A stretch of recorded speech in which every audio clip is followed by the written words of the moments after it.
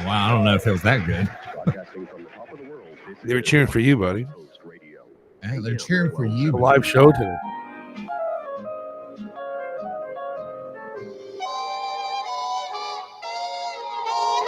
I guess I'll have to change my plan. Oh, yeah. I should have realized there'd be another man. Why did I buy those blue pajamas? Is he already drunk? Before the big affair began. All right, he gets I cut. think everybody was drunk back then, man. Yeah, man. I was gonna say it's like that's where you just come in and you take off your overcoat and your old lady comes with her little dress on with the scotch and soda. You got Whatever it. you like. You got it. Holy shit, do we have a show in store for the Impromptu show? Speaking about getting drunk. Really? Yeah, we were just, since we're on the topic, man. I mean, oh shit, did I trigger you? No. Yeah. This is like the day 3, no alcohol for me. Congratulations. No, wait, no, I got drunk. No, Sunday was the hangover. So Sunday hangover, Monday, today's Tuesday. 3 days in the hole. You said you were going to quit at the very end of the show. On Saturday. Saturday. We did Saturday. And then you were hammered. You were hammered. Yeah, I was pretty hammered. You didn't touch a drink since. I think we've done a show every night since. Yeah, we've been hammered out because we've both been sober, man. That's it, man. That's what we got a routine happening now, man. For the first time in a long time. Oh, bro. Hey, listen, man. I stuck it out after I played the music last night. And for like another hour and a half at least. And then I came back and I was watching videos. Well, I woke up on the couch. I woke up on the couch and I checked my Rumble. I opened it up and Rumble was on my screen there. And I seen that you were still rolling. And I was like, that crazy bastard. I'm going to fucking bed, man. Yeah, man. We got quite a few viewers last night. That's good stuff. All right, let's see. Let's get into it.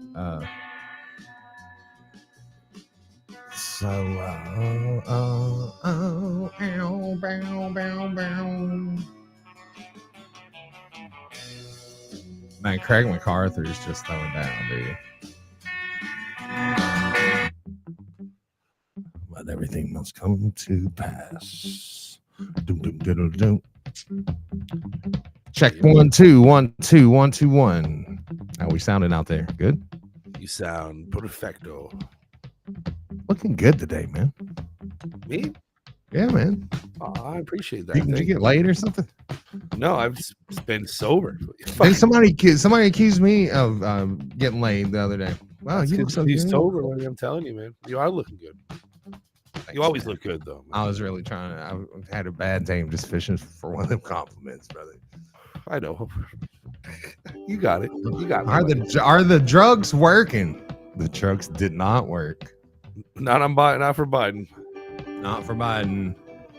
Not for anybody. Not for anybody. Oh, let's see what we got to offer here. Can you see what I'm doing on your side? No. I can't see shit. Wearing all them yellow glasses. I can't see shit. All right, here we go. Yeah, maybe we'll do the Void Rage spot. It's for hemorrhoids. Oh wow, that sounds good. Yeah. How are they? How are they? How have they been getting better? Funny.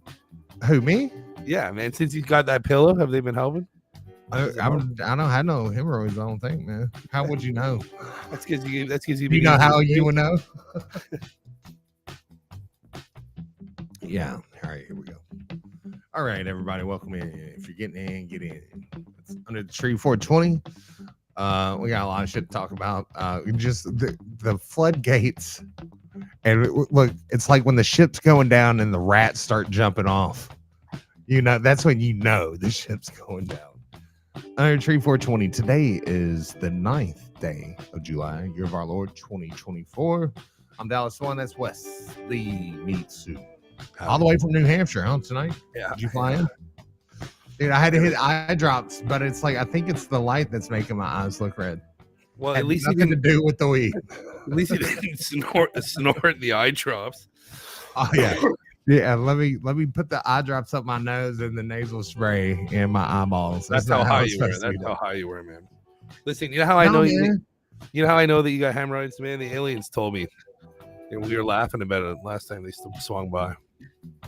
When they I'm off this show, man. I'm off this show. I quit. It's all you. Oh no, not again, man. Not already. Well, I'm just a ghost. Good thing I enjoy being on the spot, I suppose. Just a ghost. Hey, if you want to talk about it, man, I mean, we can. No, this coffee just makes me crave a cigarette really bad. Oh, yeah. This whole non-alcohol thing. It just, you know, I forgot to sing my song. Boredom is a beautiful thing. Right, it is, man, honestly. And thank God I had that, because without boredom, it would really fucking suck. Well, you quit spontaneously. Like you just quit. And the last time when we did Sober October, it was plotted out, and we had an end goal. Yeah, right. And I still started a day before you. Yeah, I know. But you fucking bastard! That was hilarious. That was the fucking best. I can't believe I did that. Dude, I was so pissed. I thought it made for a good entertainment. Because it's like I'd already been through the whole day without drinking, and I think there was a party or something going on at my house. And I was just wrecked, man. And I was just like, and it's like it'd already been all day. So I was just like, what the fuck, dude? I'm sorry, man. But you won. I guess you won. I guess. I mean, maybe we both won. But yeah, this I did kind of just like I said I was going to, but I said I was going to give her Saturday night. Yeah. Yeah. And I know there's plenty of documentation out there of it going down. Apparently, I don't remember much about it, but if you go back, I heard you went to the bar after the show, man. Is that what you told me? Yeah, man. I drank 3 more Modelo's out there. Ooh. And I've been drinking those banquets, dude. The fucking heavy carbs, though. I kind of felt hungover a little bit on the Sunday show. I was hoping you were gonna, so that way you could, feel like shit for what you have done the night before. I wanted to be an absolutely be a hangover show. Listen, I mean, and it was, but it's like to feel like shit now, dude. I don't get that. I think that's what happens. Like if you are a garbage eater, and I mean, because it's like my diet, other than the beer, has been carnivore. Oh, that makes all the difference in the world, man. When I eat a pizza or fucking some shit after a night of drinking, I wake up and I want to fucking die. Yeah, and it's just like your body just has been trying to process a lot of different fucking chemical shit. Yeah, and it's like I'll tell you what. Also, the last 2 days, like I really been like, I don't know if it anything to do with the weed or whatever, but I've been kind of just having the munchies. But a lot of it's to do with boredom, I think. Yeah, man. That's why, since I've been here, dude, that's why I've been drinking. Hey, but supposed to go to work on Friday. We'll see if it don't rain. Oh, right on, man. I mean, I've been keeping hella busy. I've been busy all day, every day. Yeah, man. It's like me. It's like I've been sitting on the front porch smoking cigarettes. I've been doing enough of that too, man. But I mean, it's like I sit out there and I drink water or I drink beer. It doesn't really make a fucking much of a difference, except one gets you drunk. Oh, by the way, so I got a phone call today. I have to see a therapist for undisclosable reasons. Huh. I've never talked to a therapist. Well, I don't know how much you want to talk about, bro.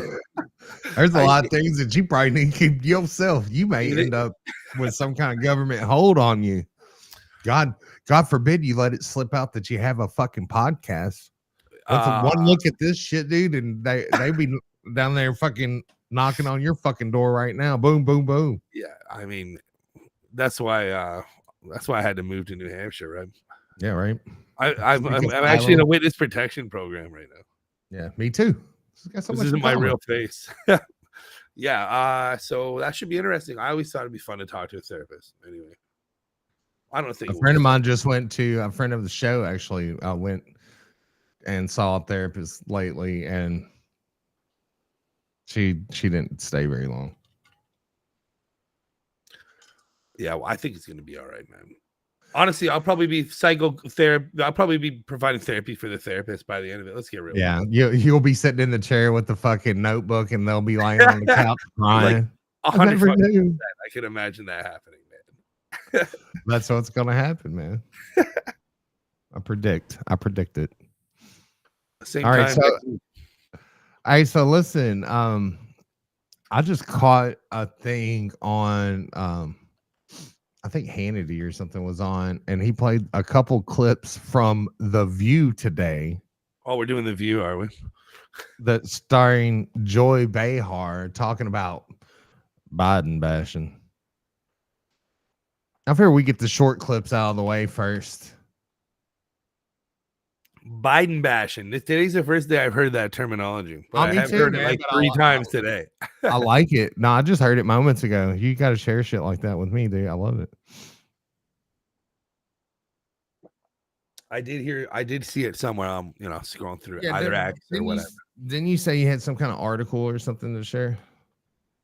Oh yeah, I got some stuff from when we get in. Oh, do you want me to share the?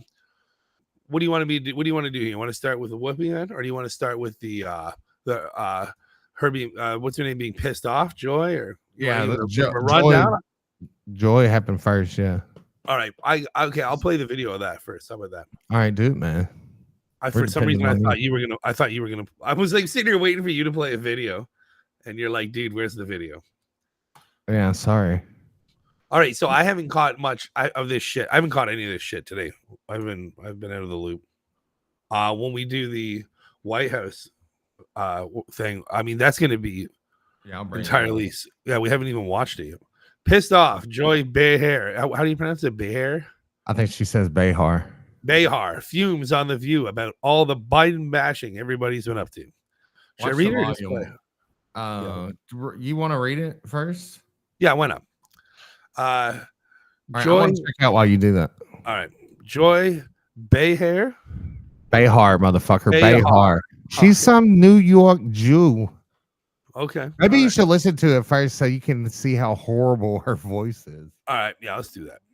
Because I kind of want to see it first anyway, so I'll just do that. Well, I wasn't here yesterday, so I was watching television all week, and I'm a little tired of all the Biden bashing that's going on. I'm pissed off at it, frankly. There's a lot of Biden bashing going on, and no calls for the sexually abusive felon to step down. Yeah. That's actually not. Oh, come on. I don't see anybody in the right wing telling Trump, I've been doing it for 4 years. I testified against him. The fact that the public decided not to agree with it, I can't help. But there are so many people who've said what Republican is asking that he step down? Tell me. There's a bunch of disenfranchised Republicans. You guys are segueing right into and wait, I'm not finished. Well, let's go back to the debate for a second, all right? Everybody keeps calling it a disaster. You know why Trump was better at it? Because he lies. He practiced his lies for 2 or 3 years already. That guy, all he did was spew lies that we've heard over and over and over again. When you're telling the truth, like Biden was trying so hard to tell the truth, come on, it doesn't come as easily. That's so bullshit, because I can tell you one thing I know from studying human everything about human behavior and the way that people talk and the way people act and react. Oh my God, dude, like it's so you don't have to lie. Telling the truth is not as hard as lying. Like telling the truth, you don't have to even think about it. It just comes straight as a conduit from the higher power. Man, and this motherfucker, the other guy doesn't know if he's telling the truth or lying. You can't lie with the same fluidity as you can tell the truth. And I mean, what did they catch him lying about? By the way, Trump, because everybody keeps saying Trump was lying during the debate, but I didn't hear nobody actually said what he was lying about. Yeah, exactly. I don't think I remember him lying about it. I catch anything that ended up being a lie. Yeah.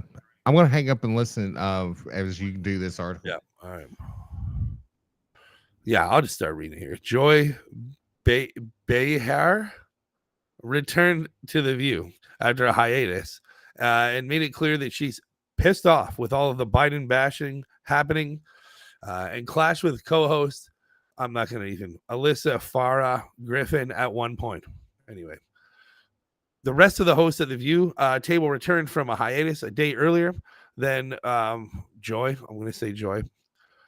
Fuck, this sucks, man. Leaving her the only one who had not reacted to the CNN debate between President Joe Biden and former President Donald Trump and its fallout. A little tired of all the Biden bashing that's going on. Well, I mean... I haven't seen any more Biden bashing going on more now than before, really. In fact, I see more people compassionate for Biden. I see more people that are actually concerned about him now. Like the joke's over, you know. Like it was okay to be pissed off at first. I mean, I can understand that, you know. I'm not even American, you know. Imagine, you know, being a Trump supporter and seeing that election get robbed from you. But anyways, but the time for like animosity towards Biden, I think for the most part, it's like we're past that now. Like, I don't think anybody's still doing that. I don't really know anybody that's like mad about Biden anymore. It's all people that are genuinely just feel sorry for the guy, feel sorry for the country, and frankly, just feel embarrassed at how unapologetically the mainstream media is blatantly lying to our faces. Like, it's such a dismal, like,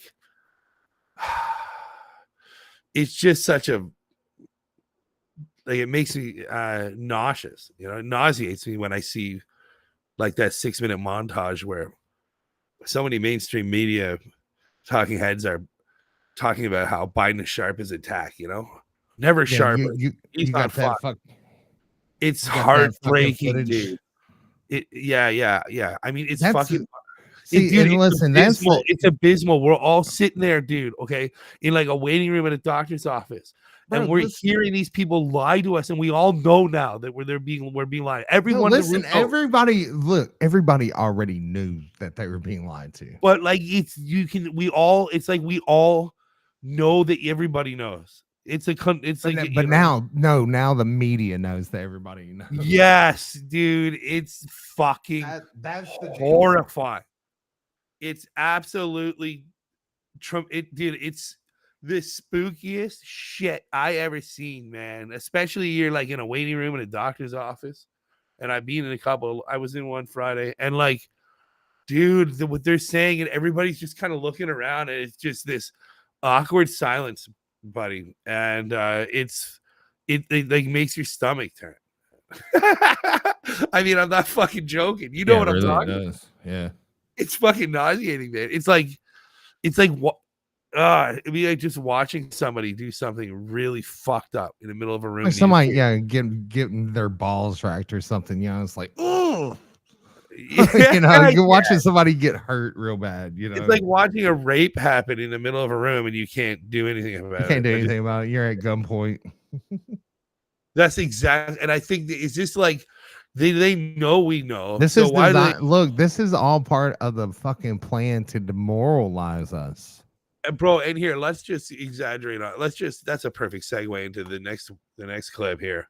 Whoopi Goldberg claims that she'd vote for Biden even if he pooped his pants. And so this was yesterday, rather. Here we go. This is fucked. You sent me some fucked up shit here. I didn't know about none of this. Yeah. All right, let's give her a go. I don't care if he's pooped his pants. What? I don't care if he can't put a sentence together. What is she talking? What? Show me he can't do the job. And then I'll say, what do you mean? If he poops his pants and can't put a fucking sentence together, doesn't that fucking kind of tell you the motherfucker can't do the fucking job? Listen to me, man. My sister's got a kid, right? The kid's 3 years old, all right? It can form a fucking sentence, and it doesn't poo his pants. It doesn't poo his pants, and he can form, well, I think he's probably an alien hybrid, but that's another story. But yeah, okay, if the 4-year-old or 3-year-old, whatever, can do it, right? Biden should probably be, whoever's running the country should probably be able to do that stuff, eh?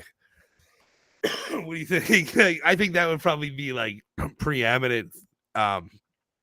Like you know, you don't even need to put that on the job description. It's just something you probably shouldn't do is poop your pants, and you should probably be able to structure a sentence if you want to run the country, right? And who is this? This broad, she's a huge sellout, eh? What a this is an embarrassment. How many people like this is a sacrifice? Like, are there people that will ever trust Whoopi Goldberg again after listening to this? Like, if you're a Whoopi Goldberg fan and you just heard, are there Whoopi Goldberg fans out there? Like, is this like just the dying? Like, if you just say this, Whoopi will put you in the fucking breakaway society. Like, just take one for the team, Whoopi. You know? No, that's taking one for the team. All right, she's done. Anyways, let's double back here. See, time to go. Now he had a bad night the first time that he went out and debated with Kamala Harris. And everybody wanted him to quit that and say, you can't talk to women like this, or you're doing this wrong, you're doing that wrong. He came back, said, you know what, I got it, and gave 4 years. 4 years, 4 years. Yeah. That's the plan. Apparently, we're going to have 4 more years. Right? President Biden is committed to serving a full second term if he is reelected in November, the White House said Tuesday. Mr. Biden, I guess this is a video we're going to watch today, right? With your girlfriend there, Karine. You mean old crooked eye Karine? I like that she looks at both of us at the same time when we're watching. I know, man. It's like it's hard to tell which one she's flirting with. Mr. Biden 81 is facing, by the way, this is from WashingtonTimes.com. This is today. Mr. Biden. The Washington Times, not the Post, huh? No, why should I go with the Post? No, just go ahead. It doesn't really matter. They're all shit. Are they? I figured they were just all shit. I didn't know if there was a Mr. Biden 81 is facing a widespread questions about his ability to campaign for re-election or serve another term after his terrible debate performance last month highlighted his advanced age. So by the time that he fucking is done the second term, dude will be 86 years old, raising additional questions about whether he is trying to secure victory and pass the baton to vice president. They look good. Trump's got an ad out about Kamala too. Kamala. Hey, look, Trump was speaking today at the Doral Golf Club in Miami, and they said the smartest thing Biden has done is select Kamala Harris to be his vice president. He said that's the best insurance policy he could have ever fucking got. I swear I was watching it live, dude. I almost fell over. It's fucking good. You can tell, like he's going off the cuff. It's like this guy, he's taking the whole ship down with, man. He's going down with the fucking ship, Well, like that's what the rest of the Democrats are worried about, that the other Dems on down the ticket are going to suffer because what about all the fucking money that people have invested in this guy, man? That's a big deal too. That's the biggest deal, actually. He sure is. And I wonder what they're thinking. We haven't heard much from listen, a lot of people who are like big time donors are saying that they're gonna like cut off all the donations across the board until he steps down. But he has no intention of stepping down, as I guess we will see when we get to that video. He's holding them hostage, dude. They're like giving him to Saturday to fucking make up his mind. No shit. No shit, dude. It's like Trump has been noticeably out of the fucking mainstream media. That is the past since the debate. It's like, listen, he's being so presidential. Why you got like that up in front of me? Oh, I'm sorry, buddy. I can quit. I'm gonna quit next. I swear, man, that's fine. That's the next thing. I got to drink coffee and smoke cigarettes while I'm in the cult. It's the coffee and cigarettes cult. Yeah, that's true, man. I don't think it's a cult though, but of course, if they let you know it was a cult right away, you'd fucking run. Oh man, no, come on. You have to be lulled in by their kindness and coffee. I mean, everything's a cult, right? Like cult, it is a type of cult, like generally speaking, but it's not like a fucking one of these one of these fucking UFO asteroid cults, or some creepy sex cult or nothing, Not yet, buddy. Give it time. Give it time, dude. I've heard about the AA events. But man, I don't know. It's making a huge impact. It's making a positive impact on my life, man. It's making me really. It's giving me, what's the word I'm looking for? Motivation and inspiration to do to do work with my own with myself, like on myself, which is something I don't really do that often anymore. A lot of time lately. I thought you did it all the time. Well, I'm getting older, right? Working on yourself. Getting older. Actually, man, that's one thing. I've been having some crazy fucking boners since I quit drinking. Dude, waking up with these raging hard-ons. Yeah, man, it happens all the time. Didn't used to happen when I was drinking all the time. No, it happens all the time now. That's wild. I feel like I'm 20 years old yet. Are you ready for this shit? Yeah, let's get into it. Yeah. All right, hang on. Should I put my waders on? It's gonna take an hour just to get to the fucking to get to the podium. I don't know. Let me scroll through here and see. I'll just take a look, see. It doesn't give me the window. Of course not. Yeah, so all right, I guess we can get into it. You want to do intermission first? Yeah, why not, man? You know what? I was thinking about it. And every most of the live podcasts that I listen to, they do like an intermission, like 5 minutes to 10 minutes, but every half an hour. Well, everybody's got to pee, right?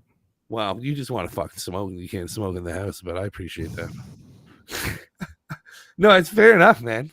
I could set the studio up out there in the garage, I guess, but it's like I like having my monitors in here because I use them for TV. Yeah, don't worry about it, buddy. Just take a little break. Maybe throw in a little Arctic Outpost. Let's see what they're playing right now. I'll whip up another batch of that 1775. Oh man, this is some good shit. Okay, folks, this is your official chance to go smoke a cigarette and take a piss. That's all the time you have. All right, we'll see you back here in about 5 minutes. Oh, the smoke tastes so good, buddy. I know, fuck you. Especially this 1775 coffee. Imagine. I'm out of coffee right now. Well, I'm not out. I ordered it last night. It showed up already, man. Damn. I didn't have enough time to make another pot. Yeah, this is our chance to get our fucking copyright, our demonetization from YouTube. So yeah, right on. Shout out to YouTube for trying to do it every day. Would you say you got 7 infractions yesterday or whatever? 9, I think. Oh, and also man, the last show, or show before last, part 2 of the AA cult show. Yeah. That motherfucker got age restricted on YouTube also. Oh wow, man! So we're still skating we're skating on with no strikes though, so it's all right. So you woke up with 9 notifications. No. They just sent it all in one email. Oh wow, that was convenient. I appreciate that somebody's watching this channel on YouTube, but come on to YouTube or come from YouTube over to Rumble, join us on Locals, or even on Twitch, I guess. Since we got someone on Locals. Come to Rumble. Yeah, Rumble. All right, I'm gonna go smoke this cig, man. Yeah, oh man, it's so good.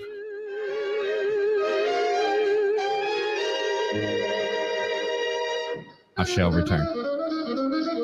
Oh, I'll be here, buddy.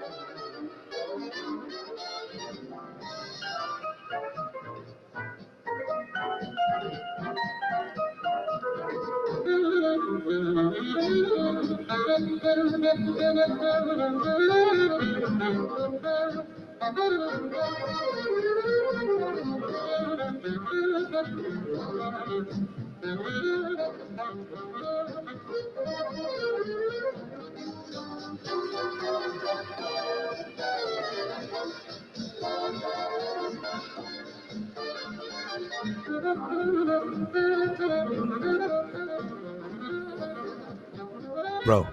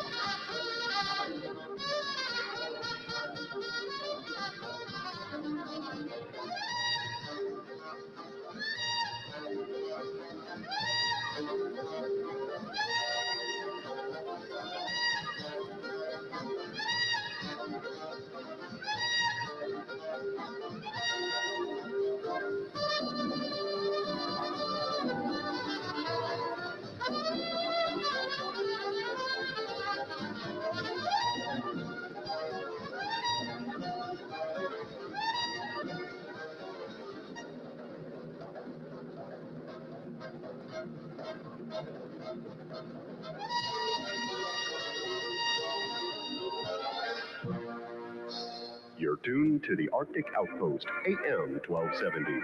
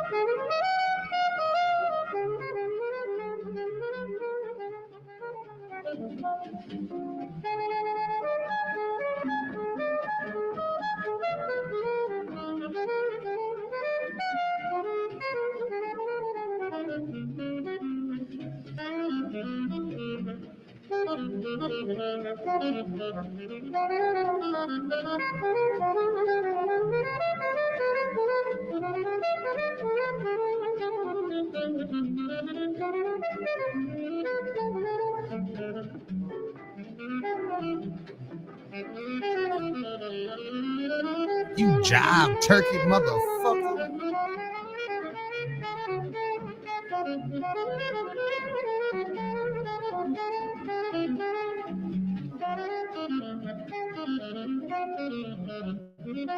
Oh, how do you like that?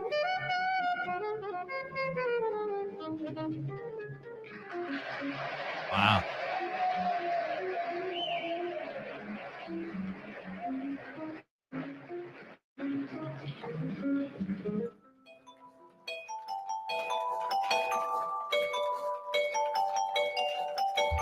Ah, shit. But when like motherfucker you are, son of a bitch. All right. Woo!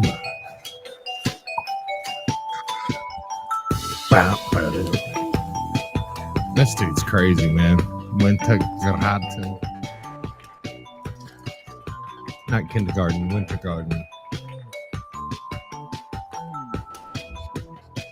The drugs didn't work, Wesley. The drugs didn't work. The drugs. don't like the drugs, but the drug. Oh, you know what I just thought of? You didn't. Did you do the? I don't think you did the description. Oh man, it's a good one from my own hand. Yeah, you handcrafted the description and then you sent it to me, and you didn't even read it on the show, did you? Well, I read it to you, and Oh well. feel free to read it. Oh, you want me to read it? Sure, man. I would be honored to honestly to read it. Yeah. All right, here we go, man. I guess we're like 40 minutes late on this, but welcome to Under the Tree 420. Were you saying something there, buddy? Yeah, better late than never. Yeah. How about that, man? You want to do it after the next break then instead? Make it even later? Do it right at the very end of the show and see how much it matches up with what we actually did. Oh, hey, man, that's actually not a bad idea. I kind of want to read it now. I'm all fired up. Man, I'm going to read it. All right, do it. Do it. Welcome to Under the Tree 420, the unapologetically bold podcast where hosts Dallas and Wesley tackle the absurdities of the modern world with humor and insight, from dissecting the antics of Uncle Joe Poopy Pants to calling out the relentless whining of the hosts of ABC's The View over so-called Biden bashing. So far, we're doing pretty good, eh? Yep, tick. Doing good so far. No topic is off limits. We also bring you our unfiltered takes on the latest performances from the White House press secretary, Karine Jean-Pierre. That whole thing queued up right here. That whole thing's got to be it all seems staged to me, man. I don't know. It is. All this is part of the psyop, bro. I promise you. I think that guy yelling at her, a guy I was at a meeting with her, who said that he believes that guy that's yelling at her all the time, Ed or whatever, that he's part of the psyop, right? Like this is all premeditated so that it looks like, it creates that turmoil, that divide, and all. Yeah, this, right? That's what it's all about. And then they talk about it on the media shows, on the news talk shows, and they reiterate this shit. So then they can all cite each other for these statements. Not round good. And round we go. Not good, man. Are you ready? Are you ready for this? You got your waders on? Where's your tinfoil hat? I've been having nightmares. Oh, I got hagglefish here. Yeah, here you go. Oh man, we gotta watch this shit. Not again. This bitch.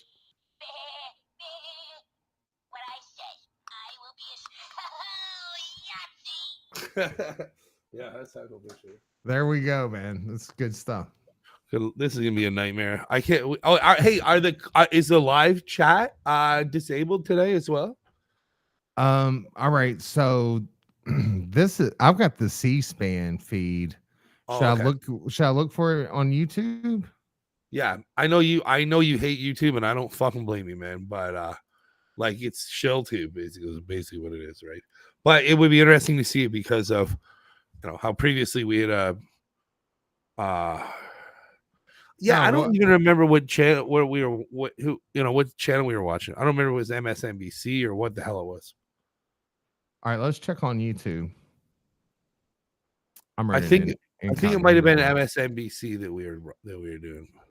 Well, they'll all have their probably feed of it. Right.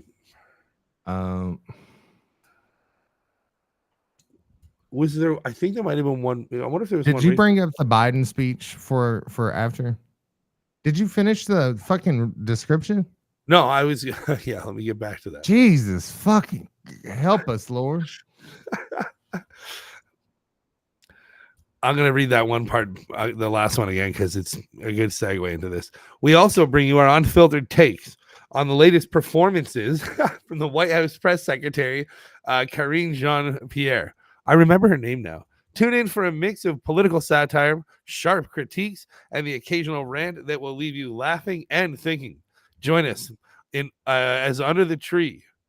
Join us under the tree. Oh my God. And let us dive into the chaos together. I got it. Yeah, that's good shit. Man, it was beautiful. Except for the part that I fucked up, but happens. All right, so hang on. Let me pause this and see if I can see the live chat. Because it's MSNBC on YouTube's channel.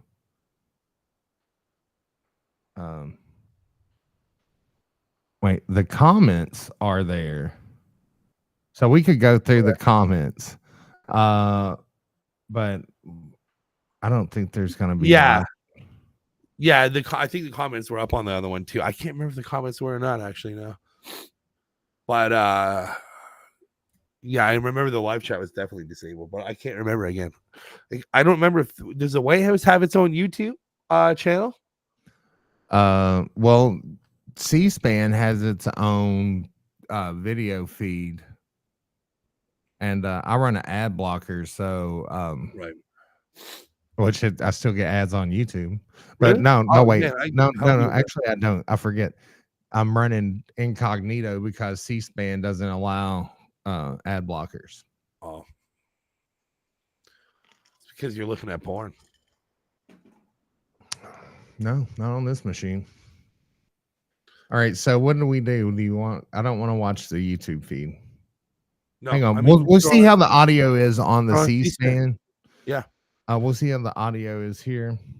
Sorry, I derailed that whole thing. I just was wondering about the comments, but yeah, it's okay. So here we go. We got any audio? Look, there's her gang. Hi, good afternoon, everyone. Look at that. Really sorry for the delay. I just got out of the Oval Office with the president, who wanted me to relay a few new messages to you all on Hurricane Beryl.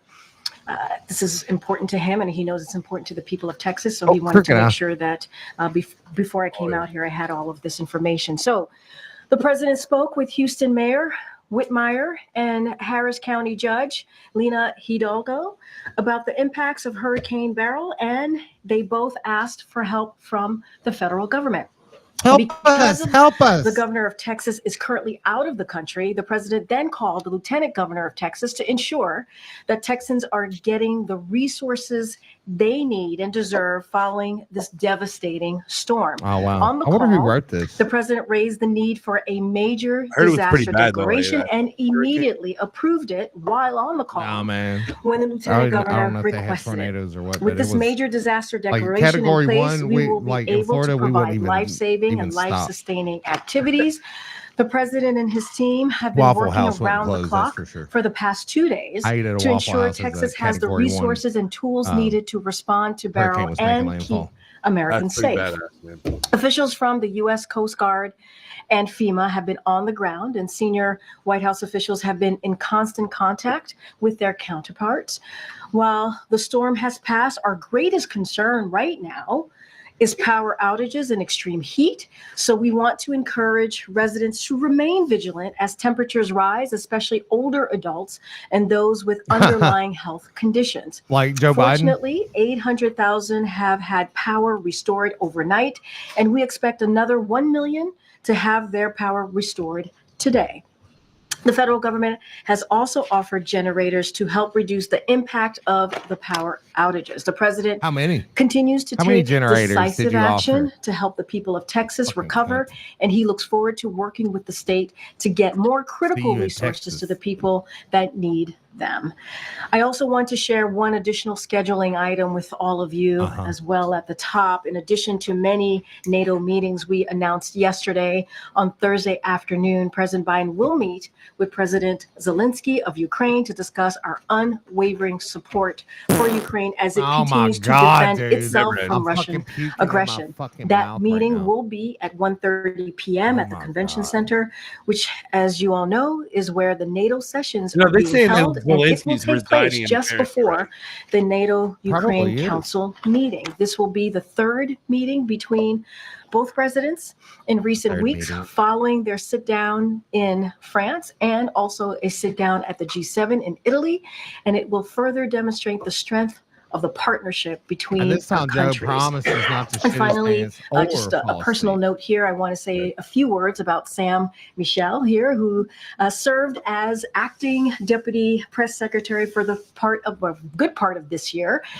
We are sad that today is indeed his last day, but we are so grateful for his service. And he has been an incredible colleague. We were lucky to have him on our team, on our press team. His sharpness, his ability to stay calm about pressure and his strategic thinking has been a real asset to us all. Oh, look at that Sam, you guy. will be greatly missed. Thank How many you so dicks much you think for he's being on the team. or the and guy stepping sitting next to him? stepping in when we really needed you. I bet they suck each Okay. other's dicks. All right. Sung Ming. Thank you. I just want to get a clarification on the letter that was sent last night. Sure, absolutely. From Dr. O'Connor. If they're not, they should. And you can correct me if I'm wrong, but it didn't seem to explicitly describe the nature of Dr. Kennard's meeting with Dr. O'Connor. So can you say whether that one meeting was related to care for the president himself? I can say They're that. back at it. Okay, great. And can I just ask why that information that was released last night just wasn't said at the briefing yesterday? Well, no, actually, a lot of what is in the letter was said at the briefing. To be very, very clear.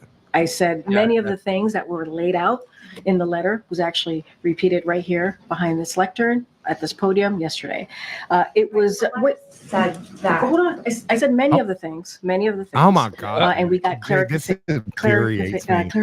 obviously, from Dr. O'Connor. I don't know why I agreed to this but shit. It was I know, in line, dude. I've been with what having I said. When I nightmares. said Oh my only God, three, dude! right? This I is said only three infuriating. that this particular I swear to doctor God. had. I We said need to a just neurologist, comment but I on was the not clips, able dude. It's like to somebody's gonna confirm have to is the watch this name. clip And out. the reason why is because we do not share private information. That is something that we respect. I was hearing this in my And we nightmare. wanted to make That sure tone, that we that protected voice. our Am I still consultants here sleeping? that work with the White House Medical Unit, their security as well.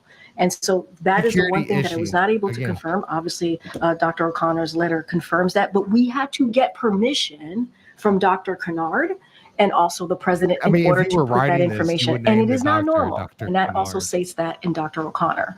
But many of the things that I said right here All the things at this podium is in the letter. And can I just also ask a little, this is the second time in less than a week You where see that the one bitch, briefing that had black girl prompted back a there, need for she later mean mugged the clarification camera. on questions about the president's health. And I'm just wondering if you could speak to. The girl So sitting I next to the disagree. Asian I girl's kind of disagree, pretty. Sung-Ming. It's not. Yesterday, a lot of the things that I said right here in this briefing, I know you were not in the briefing that room. Ed with I the actually, it's purple in the tie? letter. Yeah. It was in the letter. It was being incorrectly assumed and insinuated that the president had seen Dr. Kennard more than 3 times. I He's wearing said a microphone, that it was so only he 3 probably gets to times ask a that the question. president had seen a neurologist. I didn't confirm the name, but I did say Dude, it has was this only 3 motherfucker had times. brain It was surgery being twice? incorrectly assumed and insinuated that the president was being treated for Parkinson's. I said right here that the president was not Got a being mic up. treated They say for he might have Parkinson's. I actually went a step neuroencephalopathy. further and said he wasn't taking medication for Parkinson's. I said that right here. It was also being assumed and Neuroencephalopathy. insinuated that It's Dr. like Kennard water, was someone who only water in worked the brain. on Water on Parkinson's the when in brain. fact he's a general neurologist. That was something that Dr. O'Connor was actually able to confirm, that he was a general neurologist, in fact a general neurologist. And we also wanted to we just wanted to set the I record think she straight. needs to see a And so, neurologist, you know, it is important. That's to Oh, be she able to gets blinking a little I bit. actually even said here at the podium, That's if it. there At was the more podium. information At the that we could podium. At the provide, fucking podium. we would do that. We would do that. And we did. But many of the things that I said right here is in the letter. Is in the letter. Many of the things. Like what? Does the president feel like he's beat back this effort to force him to step aside? Look, you know, you heard the president yesterday when he called into Morning Joe, did about 18 minutes of Q&A yesterday morning. He spoke 18 minutes. spoke They got very- the, I know very, exactly I how many think, minutes he forcefully, did on this fucking passionately show. but I about where can't he tell stands, all the about how things he that I sees said that things was moving also in the forward. letter. And we also have said many times, we respect members of Congress. We respect their view. But I also want to say there's a long Dude, list just watch of congressional members who hang have on, been very clear I want to in do support I wanna do a of this little president, experiment whether here. it's the CBC. Yeah, it fucking still pisses me off. And then see, and then Yeah, yeah. It's almost worse. Oh god. Responsive. Representative Troy Carter, who's also a member of the CBC, he was elated to hear directly from the president and that he is all in, and we are all in with him. You got a Congressional Hispanic Caucus. They put out a statement in full Did she support just of this say president, and there caucus? are others. And so, Caucus. look, he is going to You got a focus on Hispanic continuing caucus coming, to work baby. on behalf of the American Woo, people, sounds continuing spicy. to build on an unprecedented record that he's been able to get done with Hey, many can I of get these some congressional members scissors and that he's just proud clip that to one have worked fucking with. curl hanging down But over her? that's his focus fucking- right now. That's his focus. He's That's still the style, talking buddy. to more people, Who's that girl He's right going there? to continue to engage, as you saw him in Pennsylvania when he was Next to when that he was guy. in the Commonwealth on the road. He had two of the senators, two of the congressional members with him, the House members with him. He's going to be traveling later in the week. He's going to be engaging. I mentioned yesterday his robust schedule for the next 2 weeks. When he's in state, he certainly would continue to engage. I don't have a list of additional calls to read out, but he did CBC last night, Congressional Black Caucus, and he's going to continue and engage as he has been. Go ahead, Mary. To follow on that, the president has made clear he's done talking about the debate. It is time to move on. Yeah. All right, But who's some of that? his allies have made clear they're very much still in this wait and see mode. I mean, Senator Patty Murray saying he must do more to demonstrate he can campaign strong enough to beat Trump. Senator Durbin saying he's concerned whether this is just a one-off or a larger Who's the issue. bitch in I guess, green back there? how worried is the president that despite his best efforts, he's not going to be able to close the book on these concerns? And Mary, I appreciate the question. But as you know, there are hundreds of members in What's her Congress, name? hundreds. And I laid out a list of folks who have supported him. We've heard from Senator Coons. We heard from Senator Fetterman. There's support there as well for him. And so just want to make sure that we put that out there as well. The party united behind him. Absolutely. And look, Representative Gregory Meeks said, coming out of the congressional Democrats meeting, said that they're united. And you just saw the Dem caucus leadership take questions from some of your colleagues over at the Capitol. So that is important as well to note. But look, he had a bad night. We've talked about it. He understands people's concerns.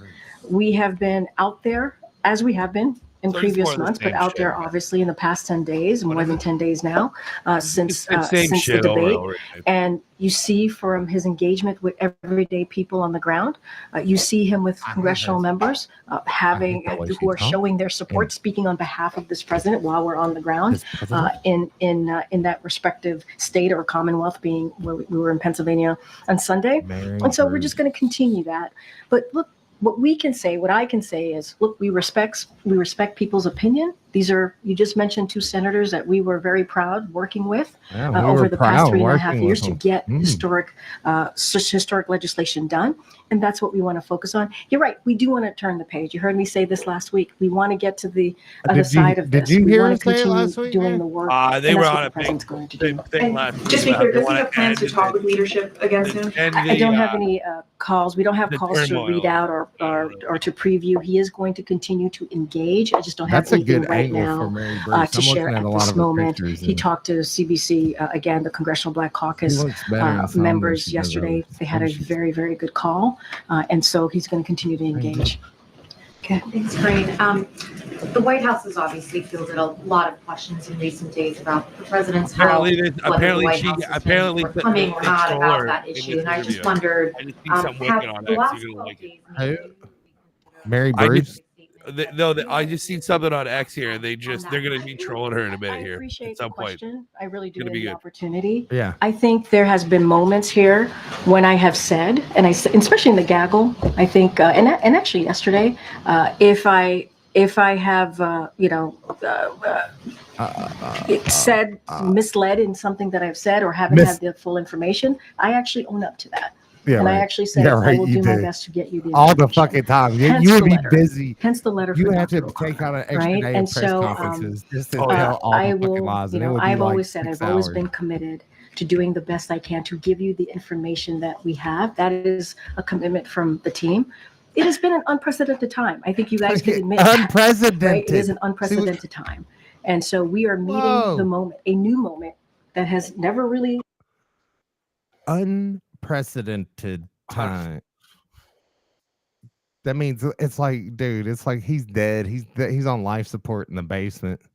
He's probably already dead. Yeah, you're probably right. existed before. And so we want to make sure that we This time get never you all the existed before. That information sounds that like we something have. Kamala And when we would say. don't have it, we do try our best to provide that information. And so that is something that I'm going to continue to do. And I've always said it is an honor and a Thank privilege God for that. to be standing We're in front never of gonna run you out of every material, day, brother. exercising in the freedom of the press.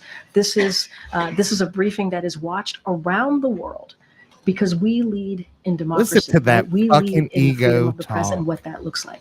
Honor and privilege, and I will continue to do my best to do just that. And we certainly 183,000. understand, you know, you speak on behalf of the president and you defend him, his actions, his positions, his policy positions included.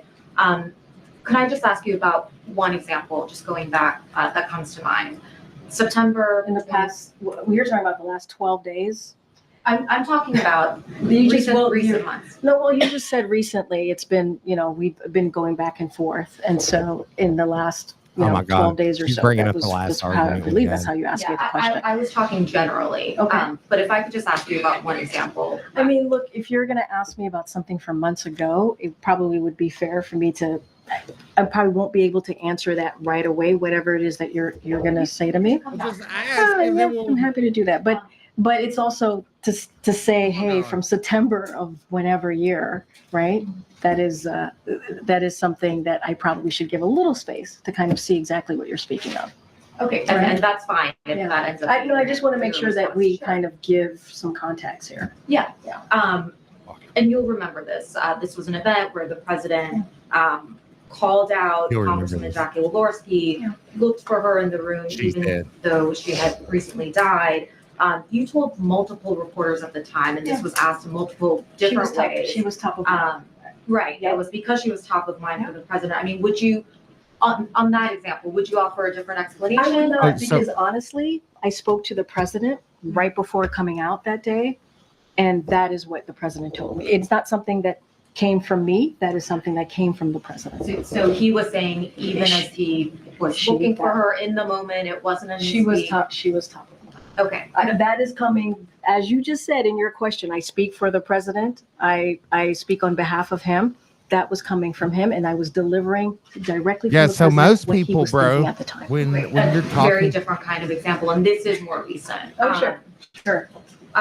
When the president was in Italy for the G7, and you remember he skipped one of the leaders' dinner, which was a major event for the summit. And I remember you were asked about it by reporters, and you said, we shouldn't read too much into the fact that he's skipping one dinner. I mean, would the explanation actually have been that he was tired and that he needed to skip something that was happening so late in the And my evening? answer stays the same. I wouldn't read too much into it. It's not the first time that he has.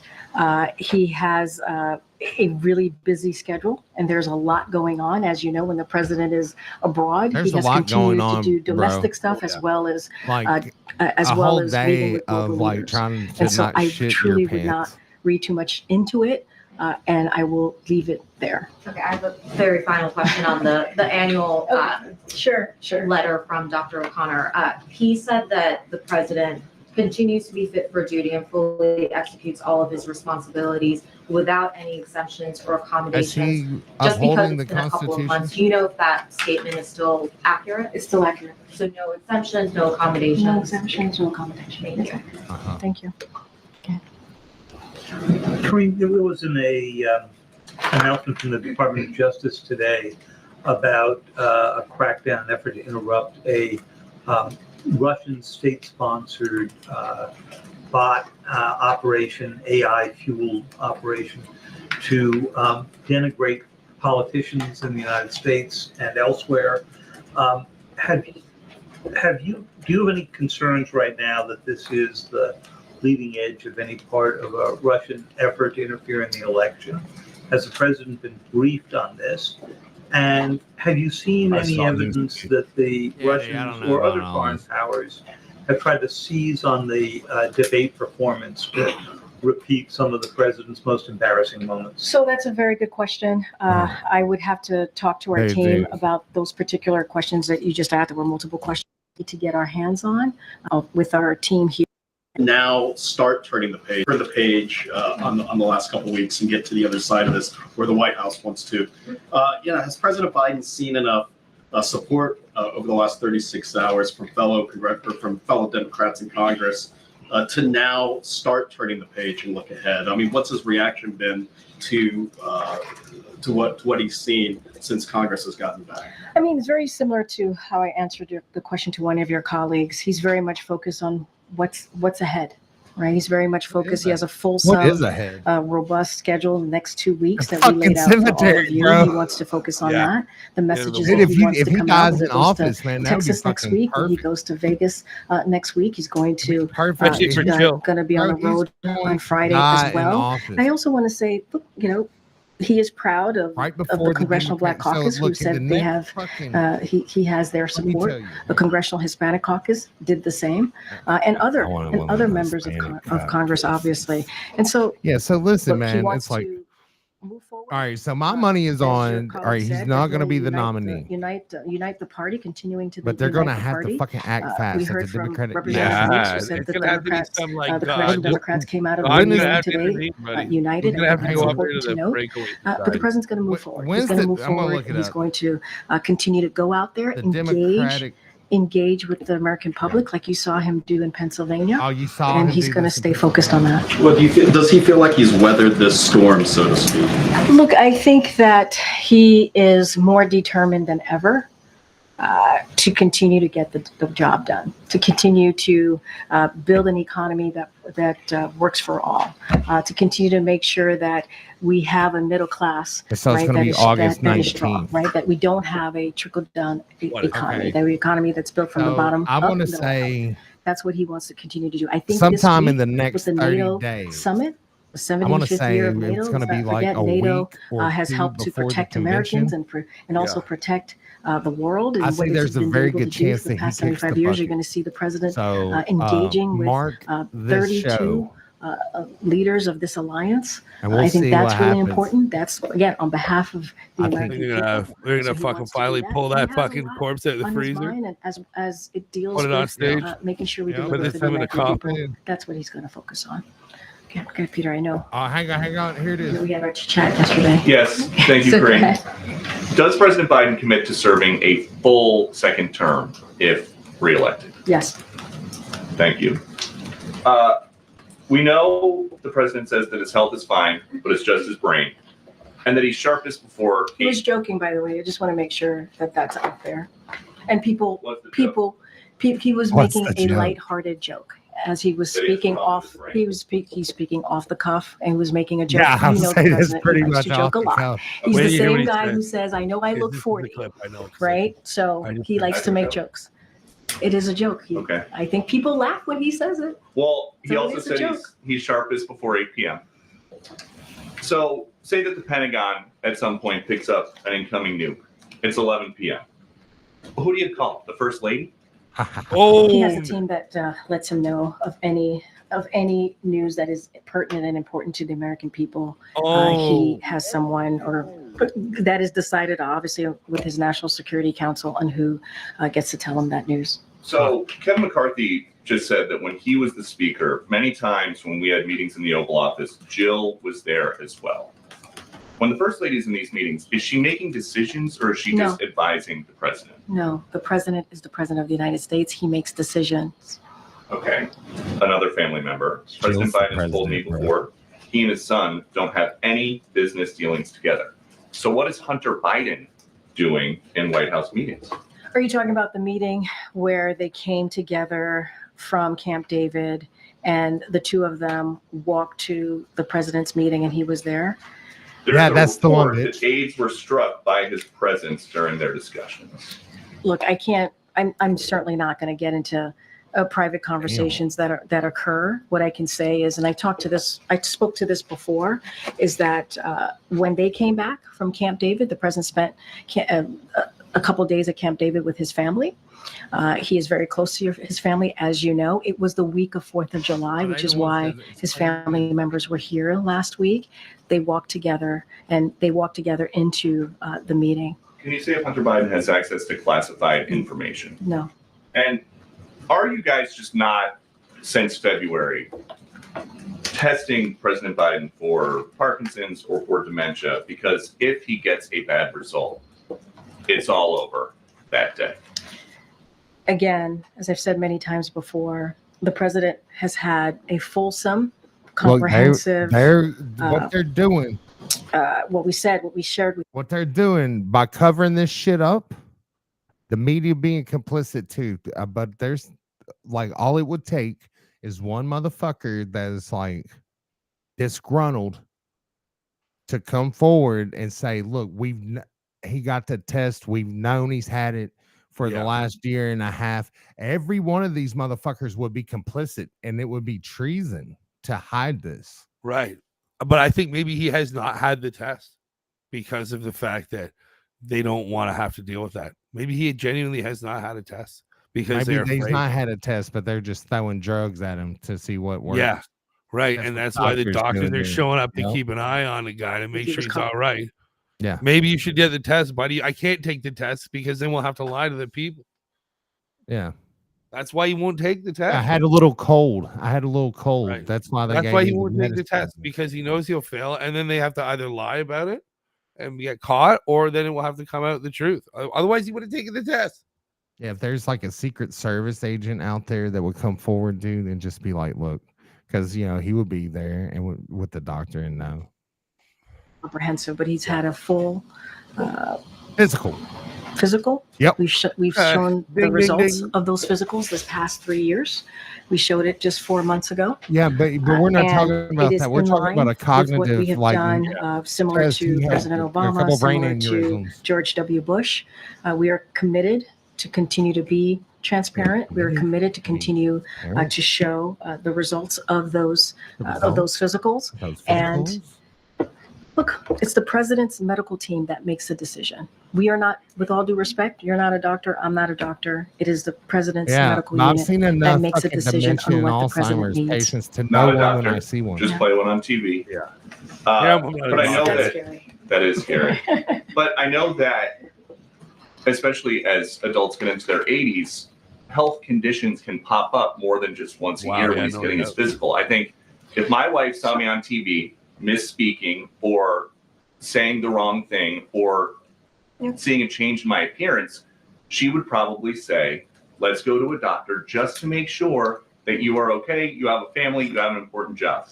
Why doesn't anybody in the president's family urge him just to go to get checked out to say the coast is clear? Okay, so just to step back just a little bit, because I think you weren't in the briefing room last week. I don't want to go backwards, but just to share a little bit about that night. The president said it was a bad night.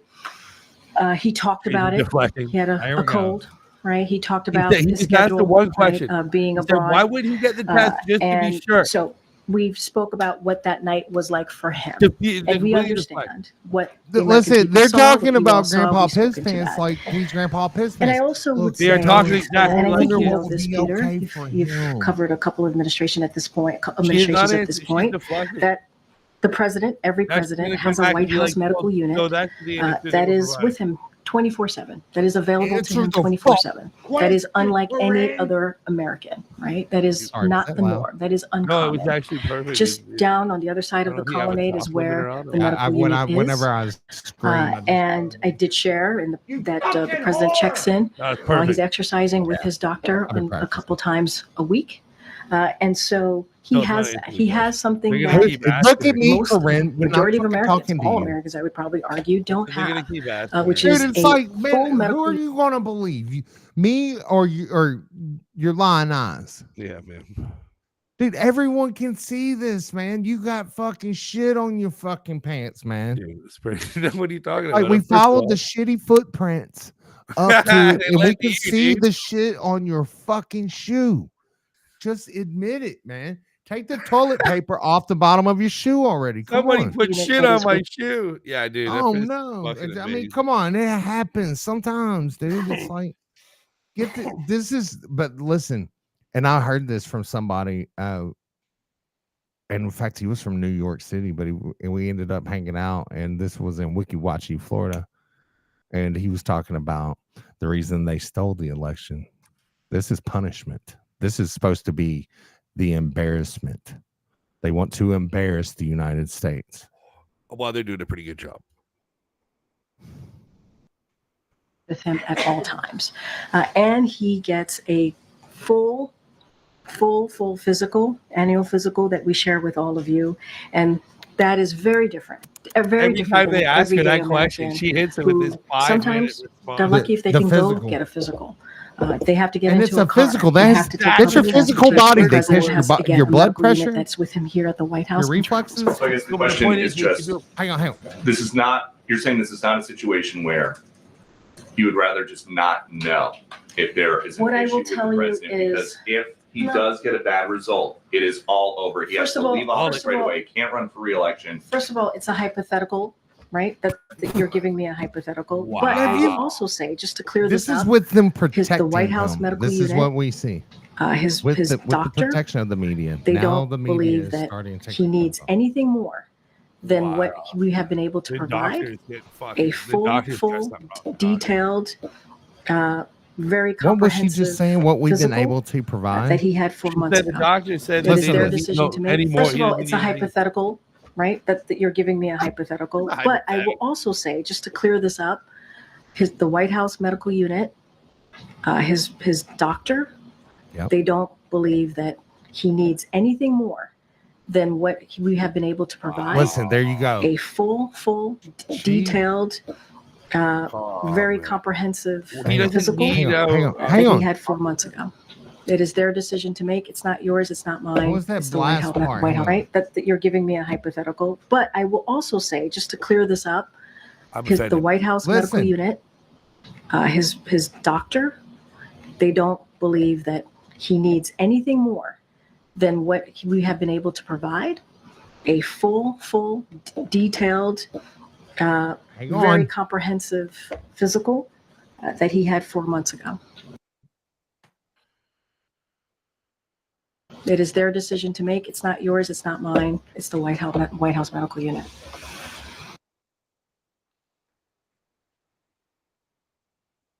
All right, go ahead. Oh man, I just feel like if these professionals are saying that Biden doesn't need anything more, like they don't, And there's what they've been no- able to provide. there's nothing worth. He's in bothering with hospice that. care right now. Like these guys are. She has to be lying about that. Like that has to be a lie. Like there's no doctor in their right mind. It's not a lie. They are providing. Listen, the reason he's got the doctors there, a personalized regimen. Of course, you got to listen to what she's saying, man. It's I understand the way she's wording it, man. I get it. I can feel exactly what you're talking about, man. Yes. It's like he's probably in like some fucking like techno chamber, like with fucking baby juice and fucking God knows they got him what. in a hyperbaric chamber. and Yeah, shit. bro. Just with fucking an IV of adrenochrome and just sniffing kids. Just a steady stream of fucking kids to sniff. And these crazy psychotropic drugs and The CIA drugs that aren't working anymore. Hi, Karine. You mentioned that the Democratic Party was united, perhaps leadership, but a lot of rank and file Democrats. I saw have a lot of her eyes concerns. One of them, change just then. Steve Cohen said today, not only are they not on the same page, I saw that and then my but ears started they're not ringing. even in the same book. How does the White That's House? weird. Is the White House concerned about that? Look, I've said before, They're right, we just- respect they never- congressional, they never work for congressional me. members. They have their opinions. We respect their opinions. Many of them that we had opportunities to deliver really good results on See behalf how of the she American look. people. You But watch there how is she shakes the her whole head. Look, Congressional Black you Caucus. cannot hide it. They support the president. She The was shaking her Congressional head Hispanic no. Caucus While she first support started. the president.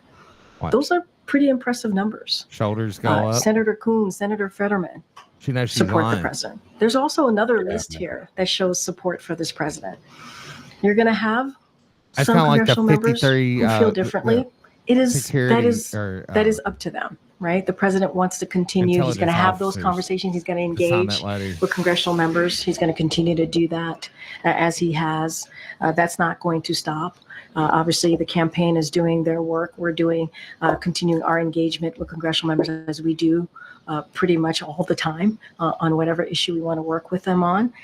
So that's not going to change. You heard from AOC, the shaking her Congresswoman head from no New again. York. She said the matter is closed and I support him. All right. You heard from Maxwell Frost, who was on CNN today, was very supportive on CNN. So you do have others out there just today or yesterday, giving support to the president. I can't, you're mentioning one person, but there are others as well. Yeah. Separate topics. Sure. Senator Richmond this morning, he said that the debate stage was words, the debate stage was performance. I would say look at actions and accomplishments. President's allies have made some version of that argument to not pay attention to what he said on stage, but what his accomplishments are. But when you're the president of the United States, don't words matter? So when you're the president of the United States, I think any leader, right, especially including a former president, their words do matter. Do you think she cries correct. when this is over? The president has owned up to that night. He said it was a bad night. I bet she goes. He said this many times. He's even said he screwed up. So those are the president's words. That's all I can give you. This is over. She's drinking martinis, dude. She's about 6 martinis. Look at the 90 minutes the president has done. Just watching more this than shit, any dude, other modern day makes me want to fucking president's administration. Historic things have gotten done. When I was watching the Democratic caucus, they talked about $35 insulin, right? Capping that. When you think about seniors who were paying hundreds and hundreds of dollars, we were able to get that done because of a very important piece of legislation that we moved through, right? And only Democrats made that happen. That's also because of the leadership of this president. And that's just one. That's a bipartisan infrastructure legislation. There's the CHIPS and Science Act. There's the PACT Act for our veterans.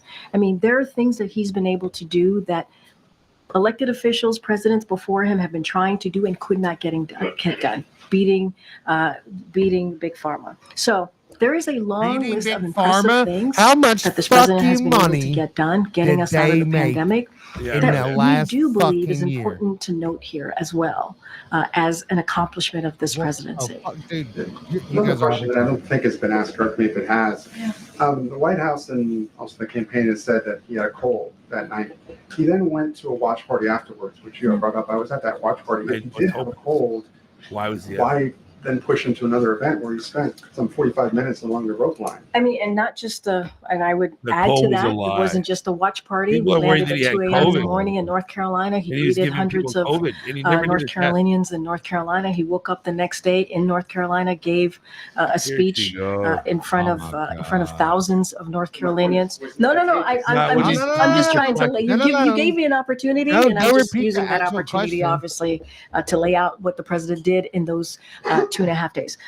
Look, one of the reasons that we shared that he had a cold is because during the debate in real time, everybody heard his hoarse voice, and folks asked, and we were able to confirm right away that he had a cold, and that he was also tested negative for COVID.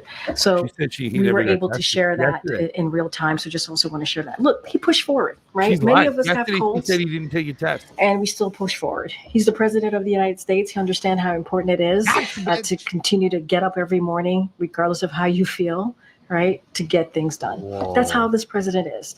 I'm sure that's how many presidents before him were as well, when it comes to really not letting a cold get you down.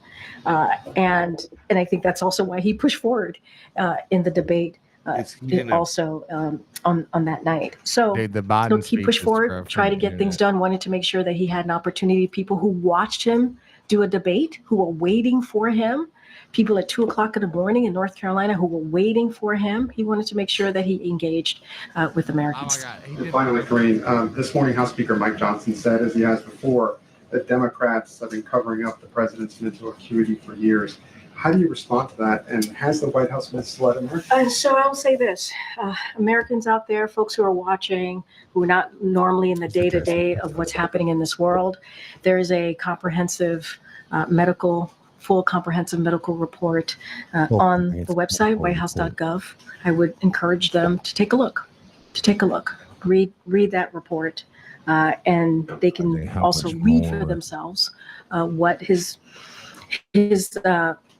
specialist, a group of specialists coming out of the medical unit decided on, what they examined, what they saw, what they reported on. All I'm going to be saying I think that matters as well. It is a group of them that This come together fucking when it sucks. comes to doing their physical. It is extensive physical.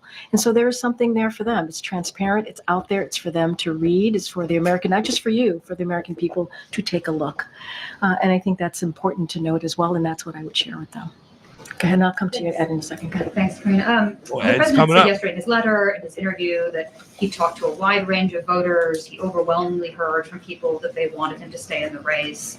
Our polling shows that 76% of Democrats think he is too old to run this year.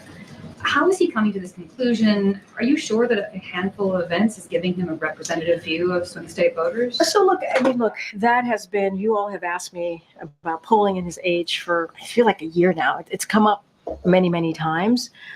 And, I'm not going to speak to polls. It's not something I'm going to do from here. I'm just going to let the experts, the pundits, and all of you.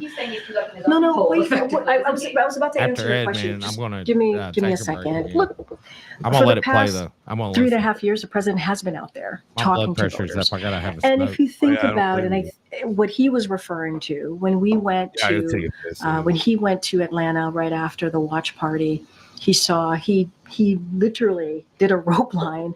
Some of your colleagues were there. Some of your colleagues spoke to some of the folks who were there and heard from them directly. That's where you heard walk from up to folks the barrier at the rope line. I mean, these are everyday engaging with everyday people. That's what he did.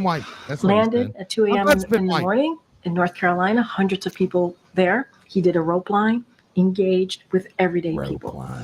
The next day, says thousands rope line of one more folks, time. I'm going to get a rope people and put it around her. were at the North Carolina event, and you Around her heard wrist and chants, tie "Let's her go, up." Oh Joe. my We God. love you, Joe."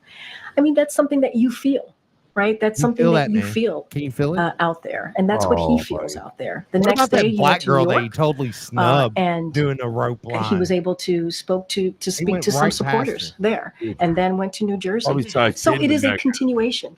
On Sunday, 600 afraid she- people I don't know if at the she got a church. gun or something, man. The whole, if you watch that service, you heard from that congregation. Or you got the con- If you watched him in Harrisburg, you saw people. You saw him engaging with people.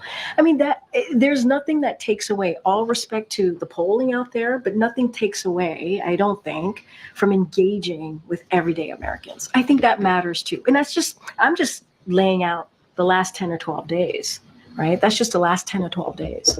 One more. Over the weekend, the New York Times reported on a senior White House official who apparently had worked with the president in his vice presidency in the 2020 campaign. Said he shouldn't seek re-election. They thought he was not up to it and was showing signs of his age. Does the White House know who this person is or making the effort to find out? And are you comfortable having someone who apparently is traveling with him and working with him this way who thinks this? I mean, look, that is the first time I've ever heard that was in that reporting. This is not the last administration where we try to find who is, speaking or leaking. That's not something that we do here. Everybody has their opinion, but that is the first time I've ever heard anything like that. I've never heard anyone speak in that way from here. Okay. To follow up on something you were saying, Gabe, about congressional outreach, has the president spoken to? Does he plan to speak with any of those that have publicly called for him to go? Look, I don't have a list of people that the president's going to call. He's going to engage with congressional members. That's something that he's going to do.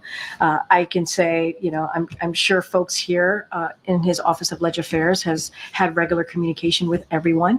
I just don't have a list of who he's going to speak to. But the president is always willing to speak to people who agree with him and don't agree with him. You know that about him. If you've covered him, he's very much that type of president. I just don't want to get ahead of his decision on who he's going to call and how that's going to look. One thing I don't think we've gotten public clarification about yet.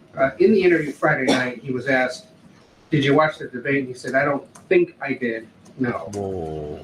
Did he watch the full debate, or what of it has he watched? That's a good question. I never followed up with him, and I meant to. I have not asked him that question. I was there in the room when he was being asked that question. I just never followed up. That is something that, we can follow up with him on. I have not. Okay. I'm sure he's seen clips.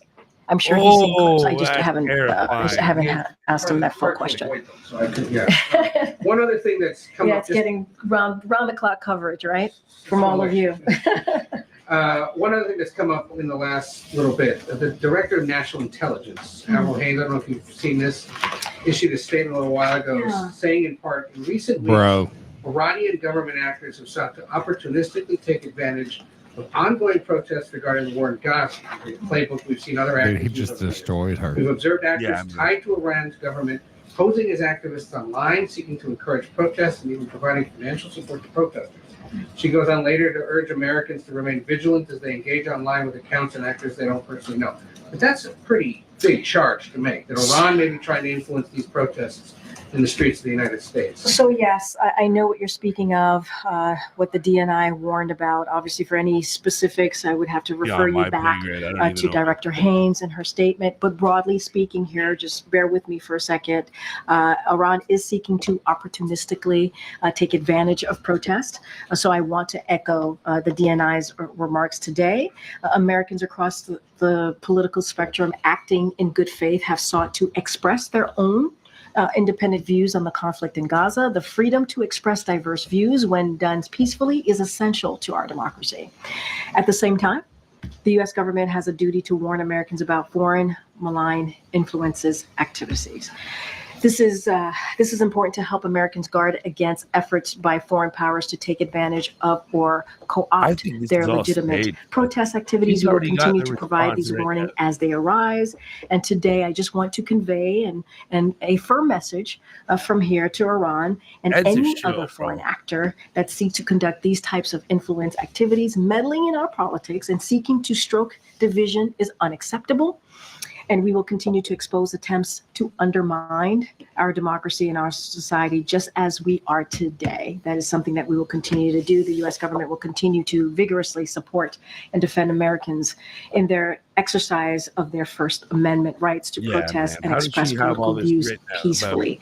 At the same time, we will continue to warn against expose foreign efforts to meddle in our internal affairs and attempt to amplify conflict. The former is an essential part of the robust functioning democracy. The latter is a threat, and it will not be tolerated. And the president's been read into all this. He's been no problem briefed. with it being shared publicly. He's been briefed. He's been read in. He is aware. And we believe, as I just stated here, it is our duty. It is our duty here as a U.S. government to share that. Okay. I don't know. I have a question about the NATO summit. Sure. There has been a lot of discussion about Ukraine, but also the southern front of NATO. Countries like Italy and Spain, they want the summit to approve a new strategy to include countries in North Africa, the Middle East, and work together in challenges like oh my God, dude. Are we at war with Iran now? So does the U.S. support this, and is the president trying to or planning to meet with any leaders of the southern front? So look, I think we announced some of the bilateral. Oh, cross-eye on full display. Prime Minister, I just announced with President Zelensky, we will do our best. You know, the president is hosting the 75th NATO summit, so he's going to be pretty busy engaging with global leaders and obviously hosting the event. So if we have anything more to share, I know my colleagues at the National Security Council will do our best to share that with you. I'm not going to. We're going to have some deliverables. We're going to have some statements to make, declarations. I'm not going to get ahead of any of that. So I'm just going to let this summit begin and let the president actually lead these next couple of days. Does the president support this strategy? I'm saying to you, I'm not going to get ahead of the summit. We're going to have many conversations, many meetings here. I just want to be super mindful. You also asked me about any other bilateral engagements. We've already announced two. And so just don't want to get ahead of anything else. Things happen. When the president is there, he gets pulled to the side. We do pull-asides. We try to share them in real time as quickly as possible. I just don't have anything to share outside of that. Sticking with NATO, are there any details you can share on President Biden's meeting with President Zelensky? Just any details on potentially what they might discuss? If Biden had said he would announce new air defense for Ukraine, will that come up at all? We will definitely there will be more air defense that we will be announcing. Don't want to get ahead of the president. Look, you saw, as I announced at the top, you saw the president do a bilateral with especially if he's going President upstairs. Zelensky in France and also with the G7. It is always obviously part of those conversations is to continue to show our unwavering support for Ukraine. The president has led in this effort globally, right? If you think about NATO and how the strength of NATO and how it has grown +2. And how we have been able to have a stronger alliance than we've ever had before. That's because of this president, and backing obviously behind Ukraine. That's because of this president. Yeah. So our support continues to be unwavering, and we will have more to read out from that byline. And as it's the 75th anniversary, Biden's here in DC, obviously, but what does the success look like for Biden, given everything that is going on and kind of the Making debate it after through that? the day without And shit in his what is he pants, I think will be a fucking success. So I'd I'll still say vote this, for and him, I've even if said he this did. many times before as Yeah, it man, relates you to know, foreign leaders. I would too, totally. And look, Because I'll he's say that the Democrat. foreign leaders have had an opportunity to see what the president has been able That's to do like in the that last 3.5 congressman years. on They've there, seen that certainly up candidate close for and Congress personal out here on the front the lawn. last 3 years. And they know that they are dealing with a president who has been effective and has been able to get things done. I just talked about NATO and the president's leadership and how we've been able to strengthen NATO, make sure that we invigorated the NATO alliance. And that we've been able to see in the last 3.5 years. So the president wants to continue to strengthen that partnership and strengthen those alliances. Obviously, it's not going to just be NATO allies here. We're going to see others. For example, Japan will be here on Thursdays, and other heads of states. I believe there's going to be 38 heads of states that'll be here, and so we want to continue to strengthen those relationships, and that's what the president wants to see. It is an important year, the 75th anniversary, and I think all of the work that the president has been able to do will be on full display. Just one last question. If the president's health were to decline rapidly next week, just kind of out of the blue, have you had any conversations with him, or has he made any comments on if absolutely not. That's a hypothetical. No. Absolutely not. Okay. Karine, stay on the NATO summit. While the summit, of course, is being held in Washington, China is criticizing NATO as the relic of Cold War. It's causing high security risk to the world and the region. What is the White House response? It never occurred to us. So man. look, Russia's aggression against Ukraine poses a threat. Nobody's just want everyone to hear me cough. Who's buying this shit, dude? Oh shit! Alliances and how important it is to continue to make sure that it is strong, and that's what the president has been able to do. And how much money is that? I'm not cost? surprised. We are not surprised that China doesn't understand that though considering how they are because we said it in English and they speak right? They are Chinese. themselves enabling Russia's war in Ukraine, so it doesn't surprise me or surprise us that statement was made. You have one lazy look, NATO is an important alliance. It's been around for 75 years, protecting U.S. American citizens, but also the world. And so we are going to continue to strengthen that alliance. Second question. Indian Prime Minister Modi is visiting Russia. Why you ask Indian question, man, when you clearly friendly with Putin, also seeking deepened bilateral relationship. We see that Ukrainian President Zelensky already expresses disappointment. Is the United States concerning that India, as a U.S. ally, might be actually adding Russia either like she just got out of the fucking shower. I believe my NSC colleagues have spoken to this. I'll just add that and just reiterate that India is a strategic partner with whom we engage in full and frank dialogue, including their relationship with Russia. And we've talked about this before. So we think it's critical that all countries, including India, support efforts to realize an enduring and just peace when it comes to Ukraine. It is important for all our allies to realize this. And so we also believe India's longstanding relationship with Russia gives it the ability to urge the President Putin to end his brutal war and unprovoked war in Ukraine. It is for President Putin to end. President Putin started the war, and President Putin can end. He did not start the fucking war, dude. These people are retarded. Thank you, Karine. A couple questions on unrelated subjects. First, there's been some reporting by my colleagues in the British press that His Majesty King Charles would like to visit his grandchildren in California and could do so in conjunction with a state visit. Has there been any discussion, or will there be any discussion between President Biden and Prime Minister Starmer about such a visit? We handle President Biden so shit. I don't have anything to share. That is something. Oh my God. Oh my God. Man.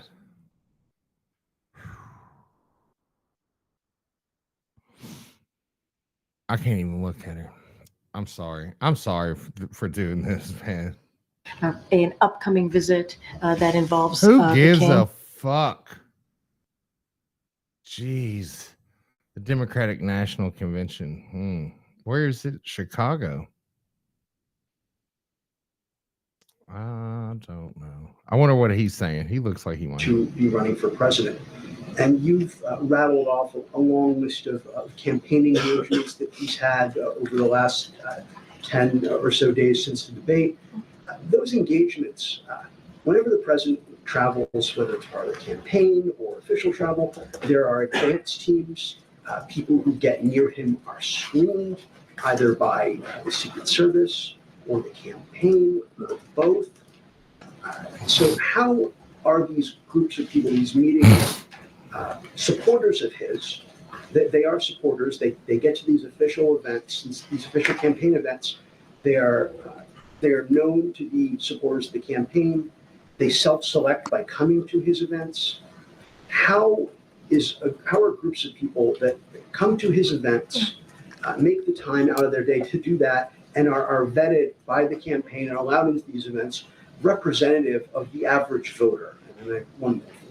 So look, I'm going to be really careful because you're asking me a political question. You would have to talk to the campaign on how the process works, right? No, wait. Give me a second. Oh my God, dude, this smug fucking bitch.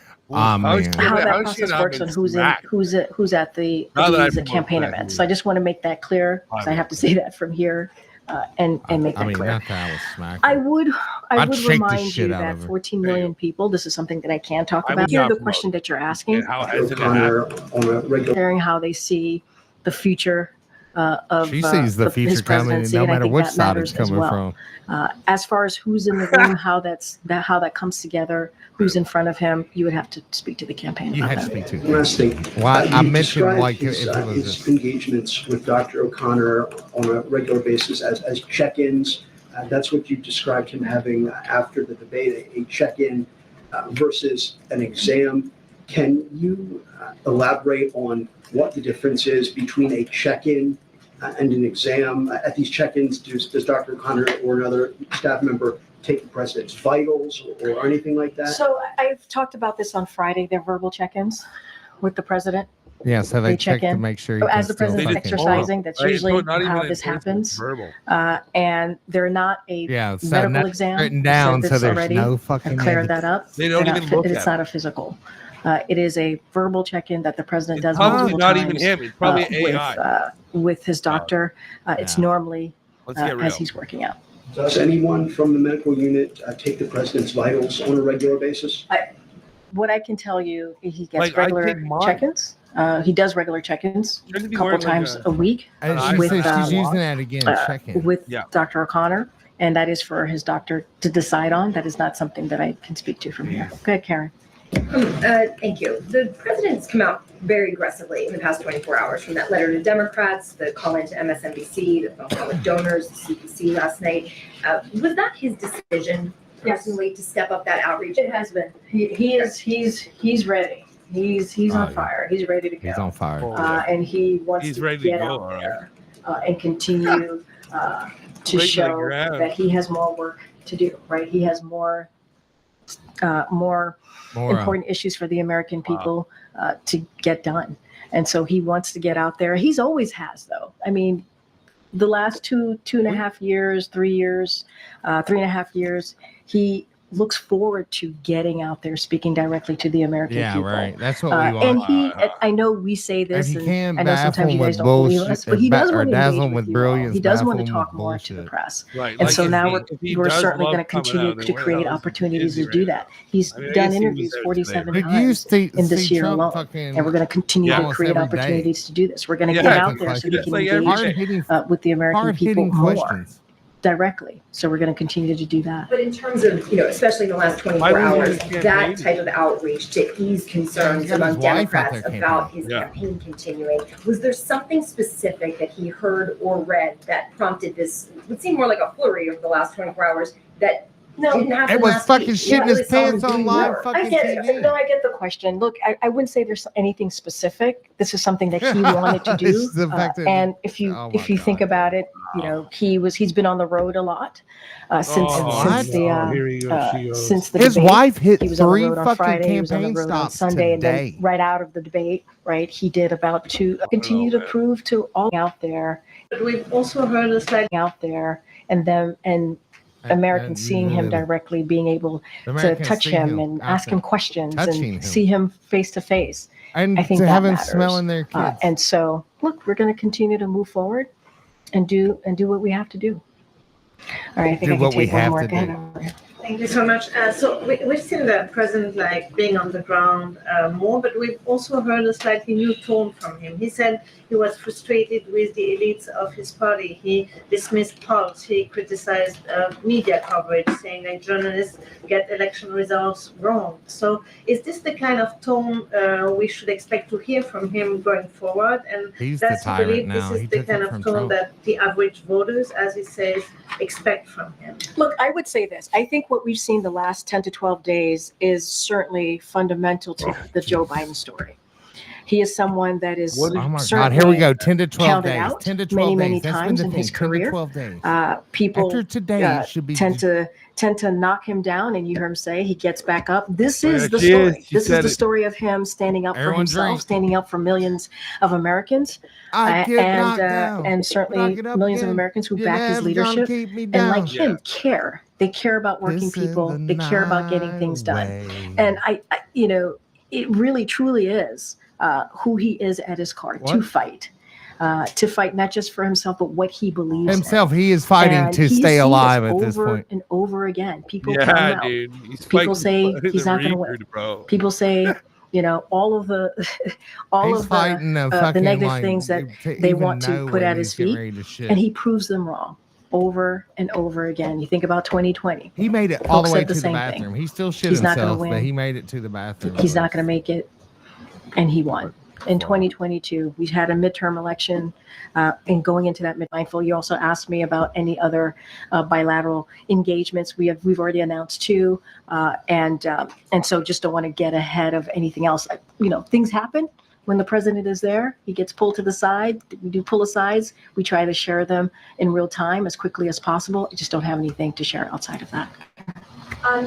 Sticking with NATO, are there any details you can share on President Biden's meeting with President Dallas and Zelensky? I didn't even realize it went fundamental to the Joe Biden. Millions of Americans who say, all of the to fight. That is his commitment. That is quintessential Joe Biden story. That is fundamentally who he is to continue to fight. Joe Biden's story. All right, thanks everybody. They're talking like he's already fucking dead. Look, she's got a little booty on her. Covering the real fucking facts of the story, bud. Oh my God. Wow. Yeah, another nightmare from hell. Looks like I'm going to have a horrible sleep again tonight.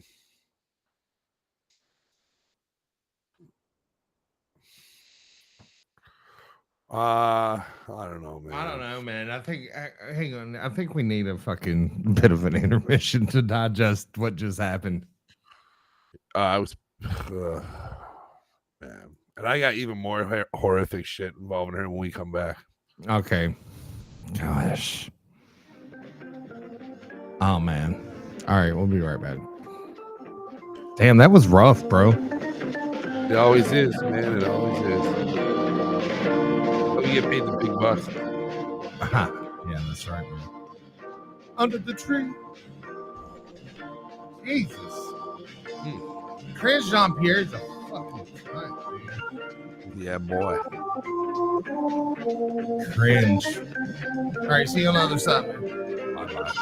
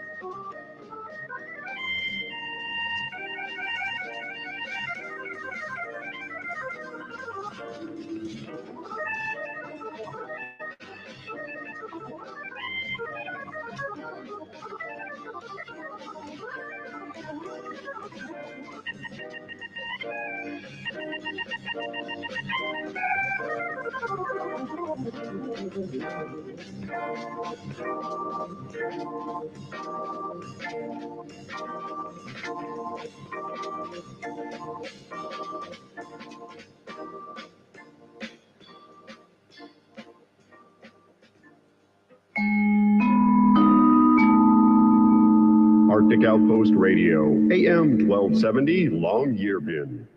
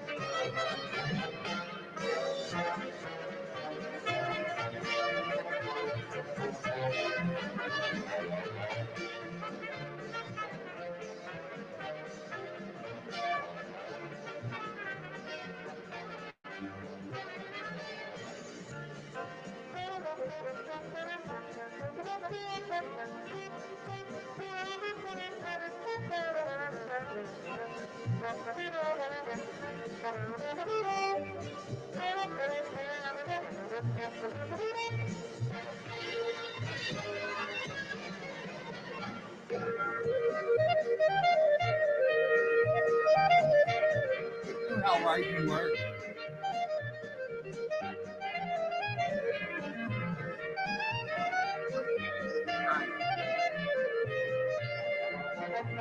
Some 100-year-old grandma still in the thing, in the cult. We're doing the cult thing, yeah. See you on the other side.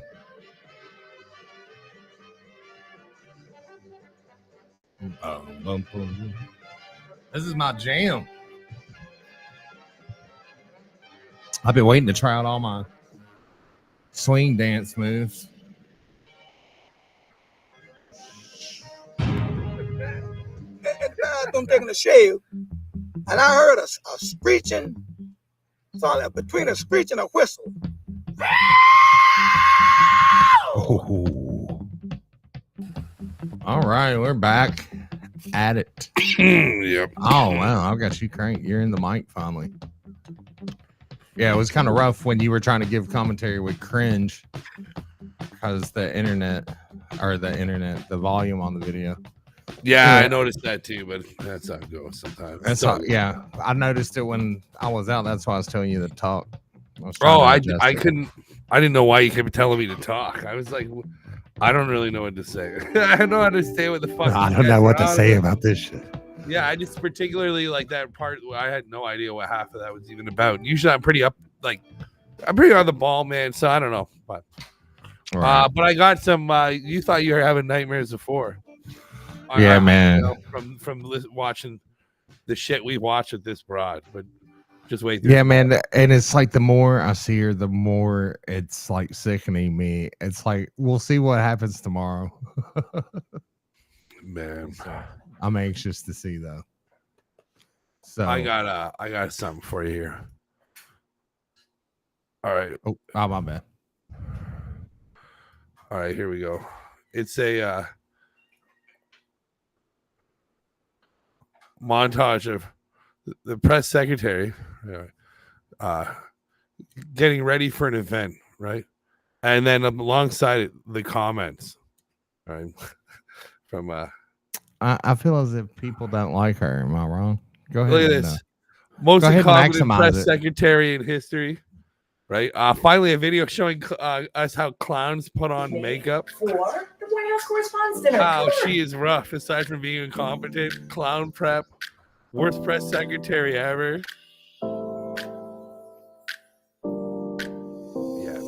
Yeah. You know, I usually wear a lot of colors. People who know me know that I love a pop of color. So wearing black is rare. I've done that a couple of times recently. With the face done and the color of the face, that palette of black will pop. That's it. That's it. Yeah, man. So, oh my god, dude, I can't get the comments to play coinciding. I don't think. Yeah, no. All right, let's go to the comments. Fuck that shit. Yeah. Cloud Just prep. I click on the video and it'll make it bigger. Oh, now we're talking. Yeah, see the bottom right corner of that? If you click that, it makes it full screen. Now we're talking. Sorry about that, my friend. Here we go. Yeah, wow, she's rough. Aside from being incompetent, worst secretary ever. We have the worst president and the worst press secretary. She's a joke, just like your boss. Nothing but lies. Sorry, you are very incompetent. You need another job. Too bad all you do is lie. I love just watching you handle the room girl. Well, that's another. Another thing missing is a burlap bag over her face. Cringe. There it is. Look, hang on. I love just watching you handle the room girl. There's 20 replies to that comment. I mean, I can't click on it, unfortunately. All right, let's see. Cringe. That's what I like to see there. Yeah, that's what you call her. Worst. Worst. The taxpayer's payment. Take the wig off. You called it, dog. You said she's wearing a wig. Yeah. Wow, she really needs makeup. Yeah, dude, she had raccoon eyes big time, man. You can paint it and dress it up, but it's still that thing. Oh. Gonna be looking for another job in 6 months. Enjoy your pampered life while you can. This is the best, man. Yeah, good Lord, that toilet bowl brush is scary. Look at that toilet bowl brush. Oh my God, this is wonderful. Who gives a fuck? You can't even do your job. Oh my God! Wow, now I can't unsee that. Can you imagine being her, dude? Oh my God! Now I can't I imagine reading that. I can't unsee this. Yeah. About your face. Then they inject her with bullshit when she spews out of her mouth on a daily basis. Talk about shallow. For what? 186 grand, you said? Yeah, 183, I think. Oh. DEI hire that is losing her job soon. The feature red all the way. Oh, what the fuck? Gag. The human toilet brush. All the clowns. Clown. Holy smokes, most incompetent woman. I thought you were the ex-mayor of Chicago for a minute. Man, I'll tell you what, that bitch was scary. Holy smokes. The most incompetent woman. Ooh, she lies every day for a living. She has black circles under her eyes, just like Lucifer.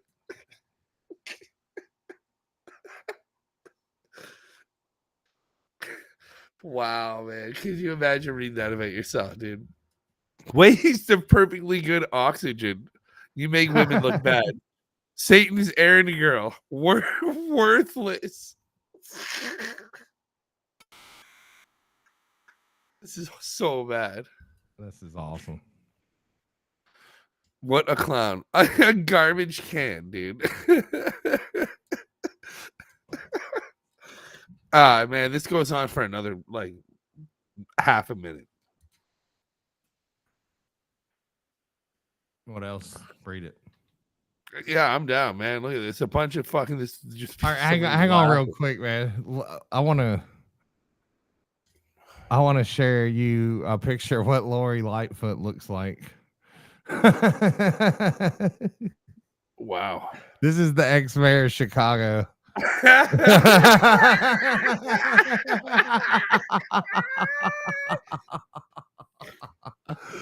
Oh man. Oh, just so you know what the fucking dude, I looked up. Look, I know. I stopped sharing the screen, but then I looked up and this crooked eye bitch is looking right at me. Oh my God. Oh, I gotta get rid of that. Let me go just home, man. Come on, shit. Dude. Woo. That was the worst fucking like burn out of all of them for sure. That was fucking absolutely love her. What a smart black woman. Black excellence. You rock, girl. That's like one of the. Hey, listen, Bree or Brit 42. I bet you that's one of her staff members. Oh man, well, what that is the go ahead. DI. All I see here is a cheat fake who is complicit in elder abuse. The worst press secretary for the worst administration, filled with Hamas apologists and run, quote unquote, by a disabled figurehead. It doesn't matter who they replace him with. It's still the same administration. Wake up and stop voting blue. Ooh. a literal clown. Shit show. This one's hilarious. Oh, there you go. Gaslighting, bro. Bad carpet puncher. That pretty much covers it, bro. What the fuck, man?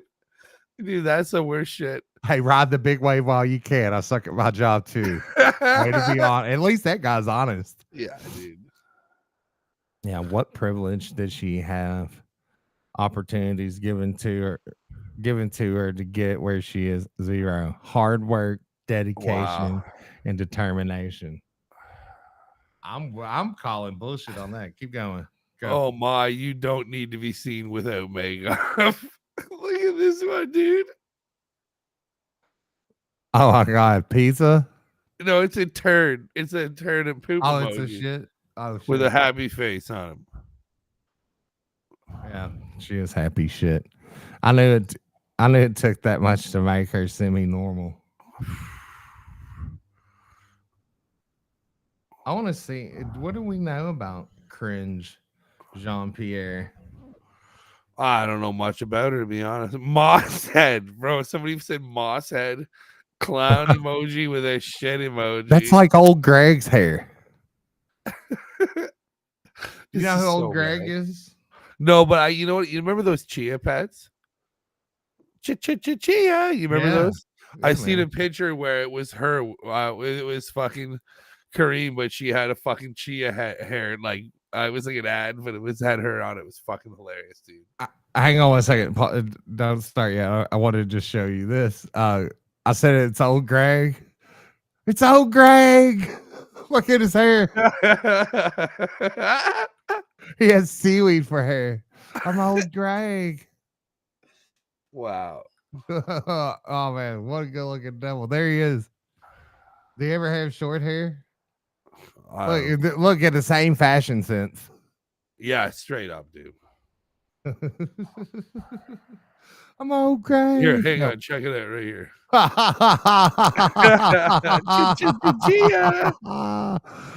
Oh shit. Look, they got a Michelle Obama growing a mustache.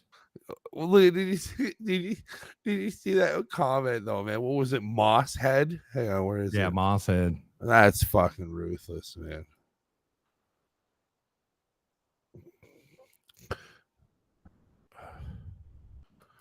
Very good at getting a DUI covered up.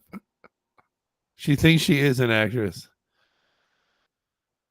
Yeah, man. Her hair looks like a clown wig. Well, I'm guessing that's why she has that hairdo. You can see what I mean, right? This is fucking horrendous, man. Oh, yeah, that's about it, though. Yeah, I mean, this is the absolute worst, is what the last comment says. What's it say? You couldn't read it. It says, this is the absolute worst. This is the last comment in that video. Incompetent Negra. Negra. Look, all right. So prior to her work with Harris during the 2020 election, with the Biden-Harris administration, Jean-Pierre was senior advisor and national spokeswoman for the progressive advocacy group MoveOn.org. What is that? MoveOn.org. I don't know, man. It sounds like one of those 501c3s. She was also previously a political analyst for NBC and MSNBC and a lecturer in international public affairs at Columbia University. A lecturer. So she was given all these things. Wow. So it's like, where's her fucking hard life? I don't know, man. I don't know. I think that she just fit the DEI bill, man. Look, Her mother worked at home as a home health aide and was active in her Pentecostal church. Pentecostal, what that means is she's voodoo. She's from Haiti. They do Santeria, yeah. While her father was a taxi driver who trained as an engineer. Jean-Pierre was often responsible for caring for her siblings, 8 and 10 years younger, because both parents worked 6 or 7 days a week. She graduated high school, college preparatory school in Long Island. She went to a college prep school in 1993. I don't even Parents know. Wanted her to study medicine, and she studied life sciences in New York Institute of Technology. Medical college admissions test. She performed poorly on the medical college admissions test, changing career tracks. She earned a bachelor's degree from the New York Institute of Technology. I want to come clean with something here, man. I think she does a fantastic job. She's really good at doing what she does, dude. Literally, man. She's phenomenal. She is an animal. Like, absolute. I'm actually very proud of her. Like, she knows how to not answer a question. Like, she does whatever the hell she wants, dude. Whatever she was told to do, I couldn't handle it. I wouldn't have that. Dude, you got to be a fucking lunatic to be able to do what she does. Like, completely unhinged. A soulless fucking bitch, dude. Or the world's best actor, man. That's what somebody said. She thinks she's an actor or an actress. Yeah, and it's like, yeah, because she is.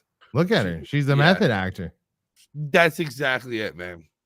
Maybe they got her maybe they hit her with like some kind of fucking, they hit her with some kind of Havana virus, and she's just being brainwashed now at this point.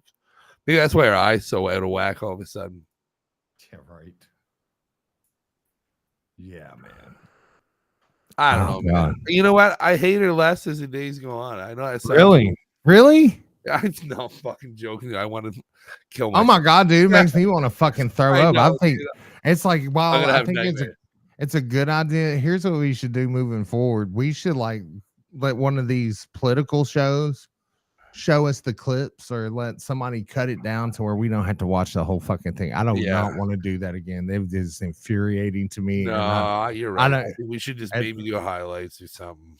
Yeah, like we can do some highlights and be like, "Oh, Peter Ducey fucking punched you in the fucking cunt."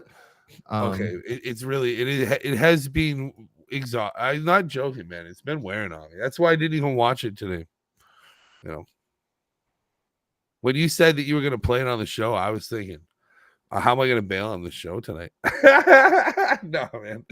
But it's just a nightmare, dude.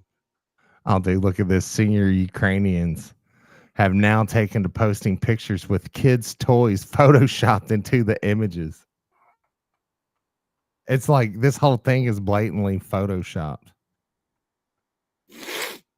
Oh my god, dude. This is terrible. Yeah, we're in the age of confusion. This is fifth generation warfare is what we're involved in right now. And it's like, if it's performed right, you don't know who you're at war with. It's like a lot of people don't even know they're at war. Bro, it's in 1984. Remember, we were once at war with Eurasia, but we are no longer at war with, or we were never at war with Eurasia. The next day, right? That's what I was going to use that clip today, man. Earlier today, I was going to bring that up, or I was going to quote that.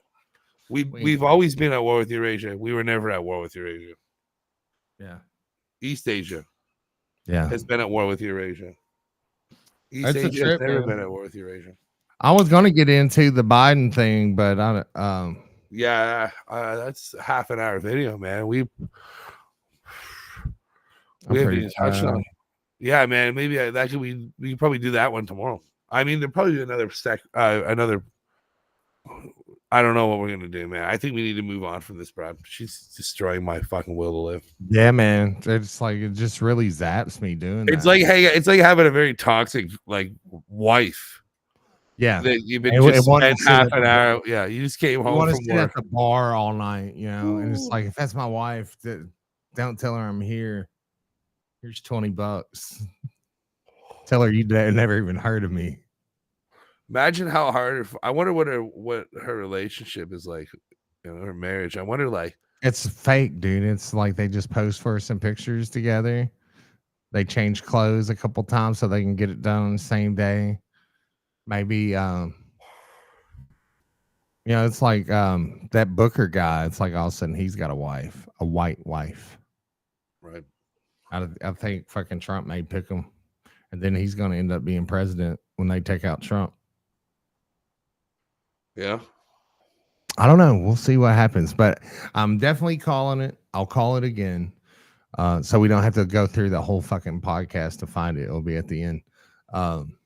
Joe Biden will either, one, if he decides to actually step down, or they're going to come out and say that he did have a test and it turns out he has dementia now, but he just got it. He hasn't had it for a while. He just got it.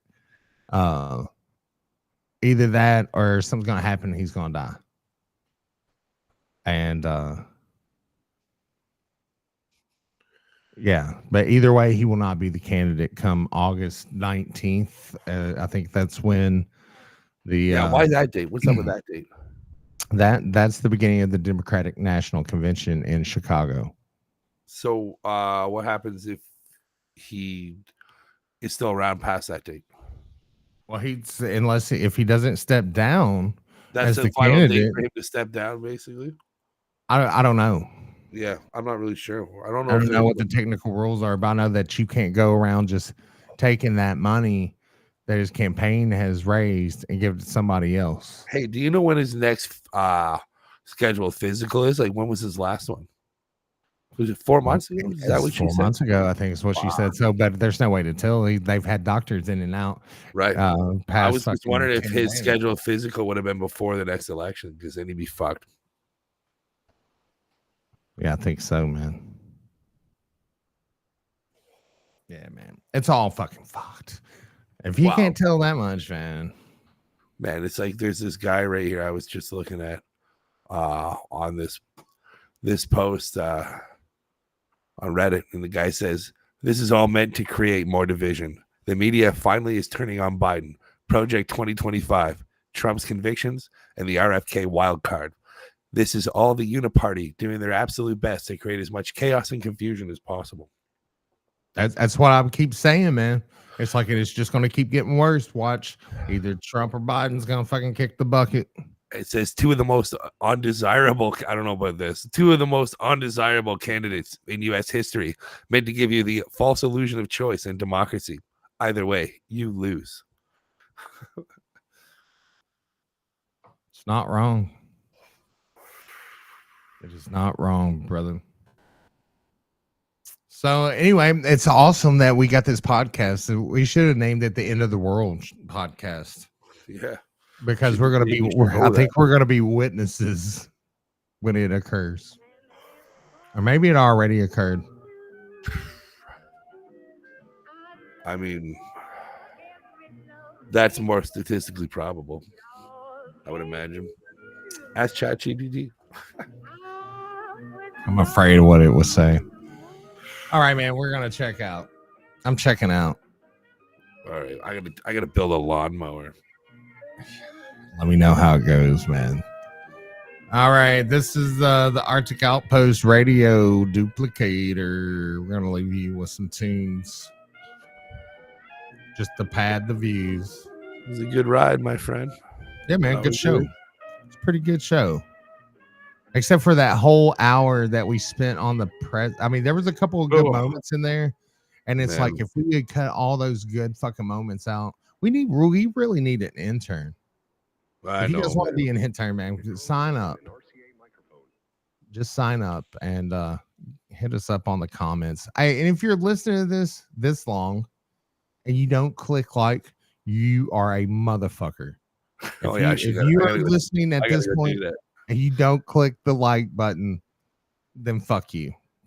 At least subscribe to the channel. At least do that. Or not, whatever. No pressure. Yeah. Or you can just tell us to go fuck ourselves. They're basically telling us to go fuck ourselves. It's like based on the views we're getting and the likes we're getting, it's like, come on, man, do us a solid, will you? It helps with the algorithm, so more fucking sleepyhead motherfuckers can find this video and watch it and see it in a different perspective. Get their shit sorted out. Yeah. Or at least laugh at our acknowledgement of the shit show that is on full display for everyone. Anyway, enjoy yourself. If I don't see you before it rains, piss on you. I think I should close the show like that for now. Yeah, man, go for it.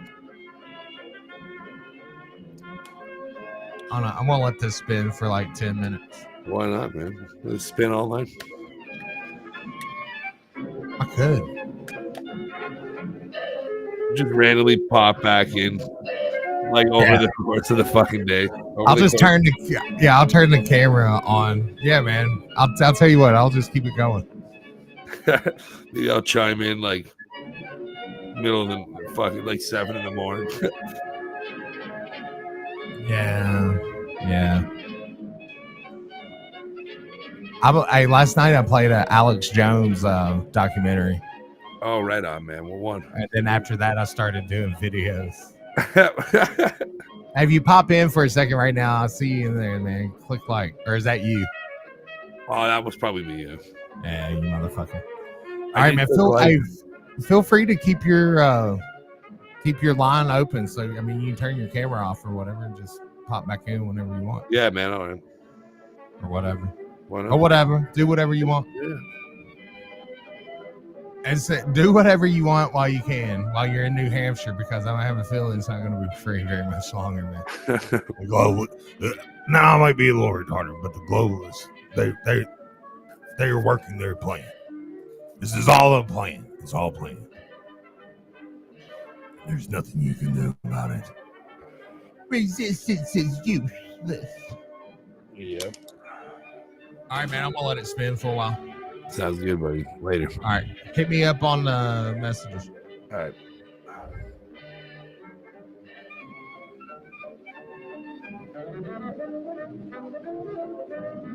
Can you hear me still? Yeah.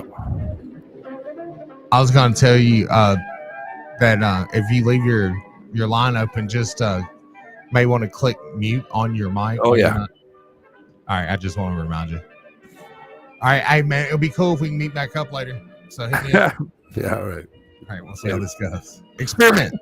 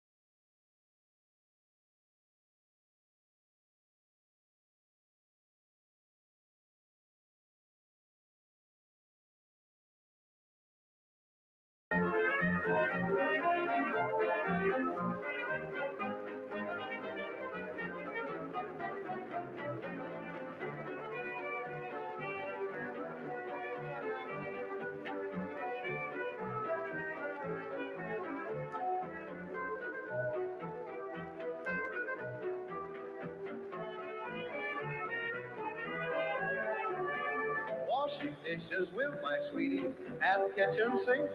Oh gosh, I get so excited, I can hardly think. I get a mouthful of soap suds, but they taste good to me. As long as the sweetie's by my side, doing the dishes with me. Now there's no moonlight or a June night, but I'm telling you, I get lovin' near the oven when there's dishes to do. We do things that we hadn't oughta. We hold hands underneath the water, washing dishes with my sweetie at the kitchen sink.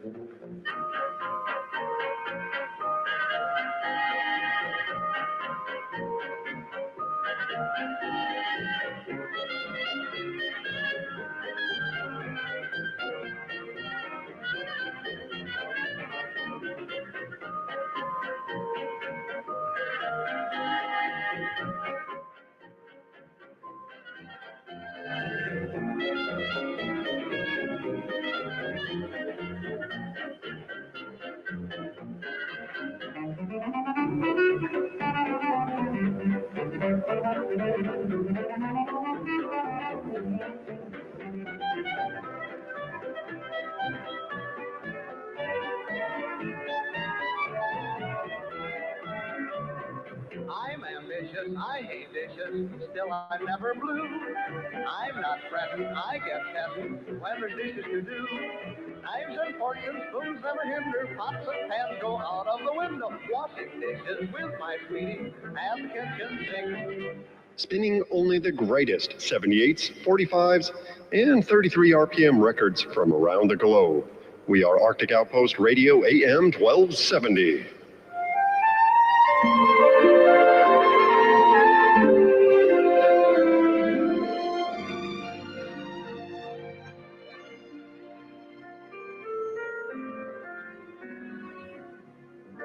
After one whole quart of brandy, like a daisy I'm awake, with no bromo seltzer handy, I don't even shake. Men are not a new sensation, I've done pretty well I think, but this half-pint imitation put me on the blink. I'm wild again, beguiled again, a simpering, whimpering child again, bewitched, bothered, and bewildered am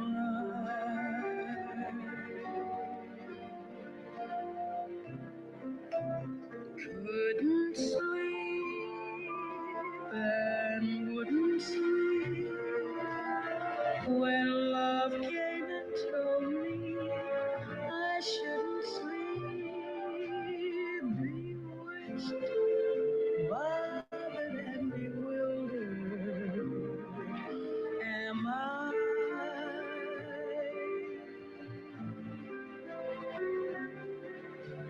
Lost my heart, but what of it? He is cold, I agree. He can laugh, but I love it. Although the laugh's so lonely, I'll sing to him each spring to him and long for the day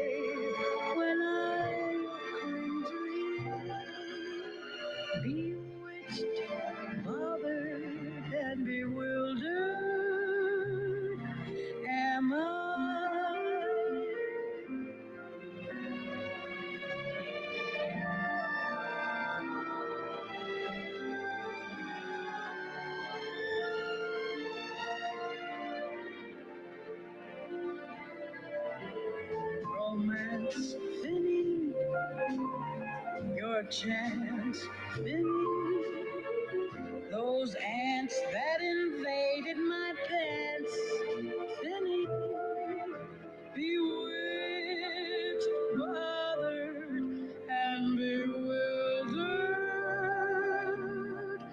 No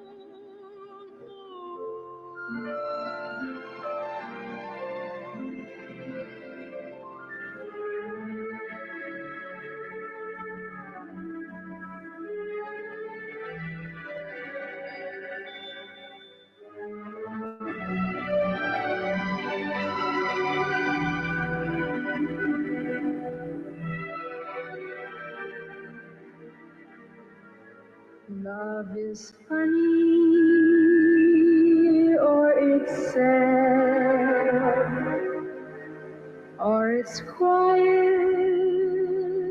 or it's mad. It's a good thing, or it's bad, but beautiful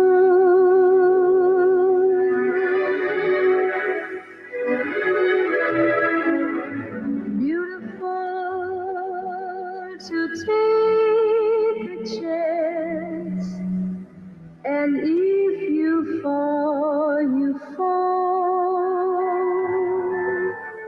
And I'm thinking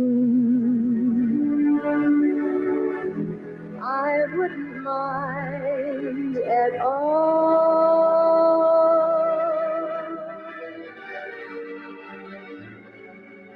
Love is tearful, or it's gay. It's a problem, or it's plain. It's a heartache either way, but beautiful.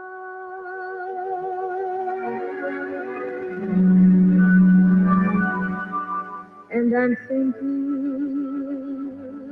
if you were mine, I'd never let you go. And that would be but beautiful, I know.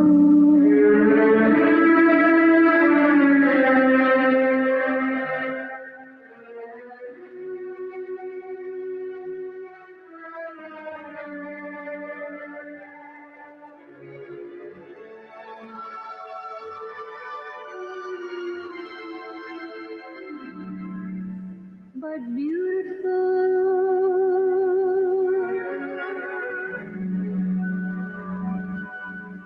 and I'm thinking, if you were mine, I'd never let you go, and that would be but beautiful,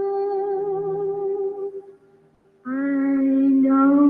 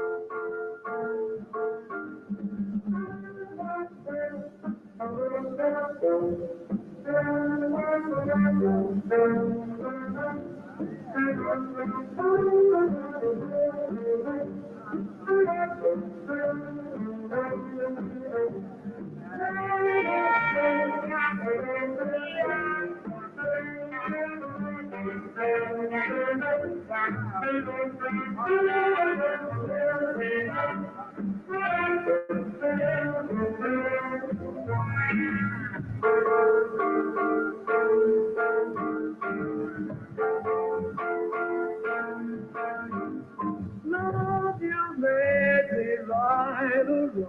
Sounds like the lyric of a song. But this is more I thought you ought to know.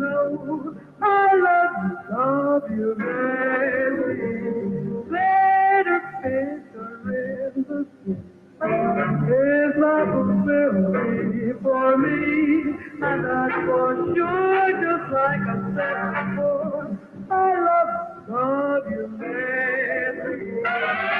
If you could see the happy you and me, I dream about so proudly. You know there's a spring that makes me sing. My love song to melody, good things come blown away. I just relax and wait for fate to let me see the day you sent me. I love you, man.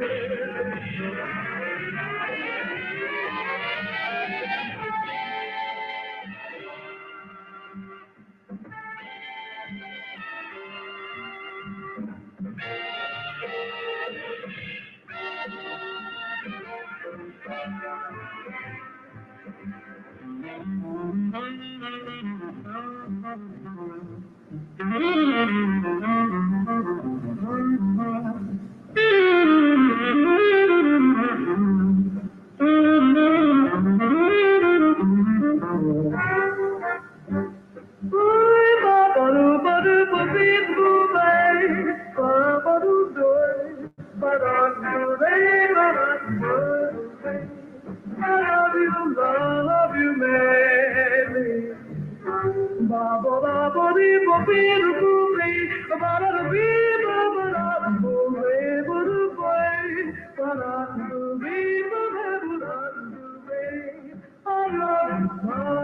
madly. From the land of Aurora Borealis, you're tuned to Arctic Outpost Radio, AM 1270.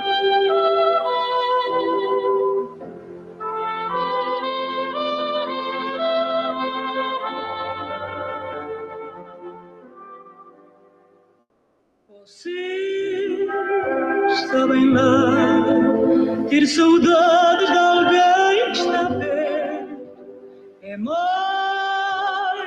é pior do que a sede que dá no deserto.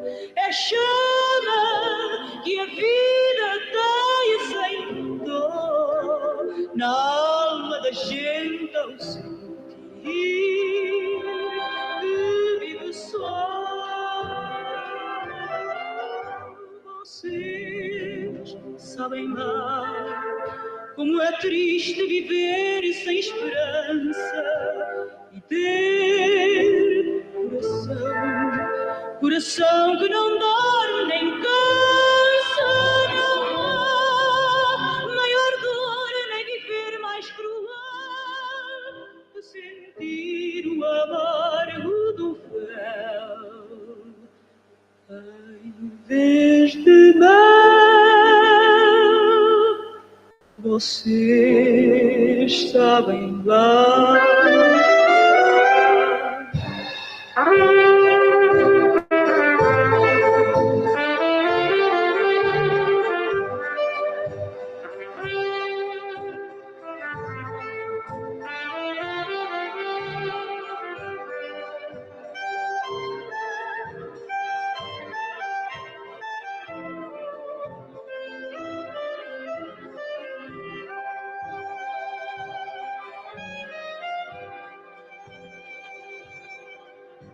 Vocês sabem lá como é triste viver sem esperança e ter coração que não dorme nem cansa.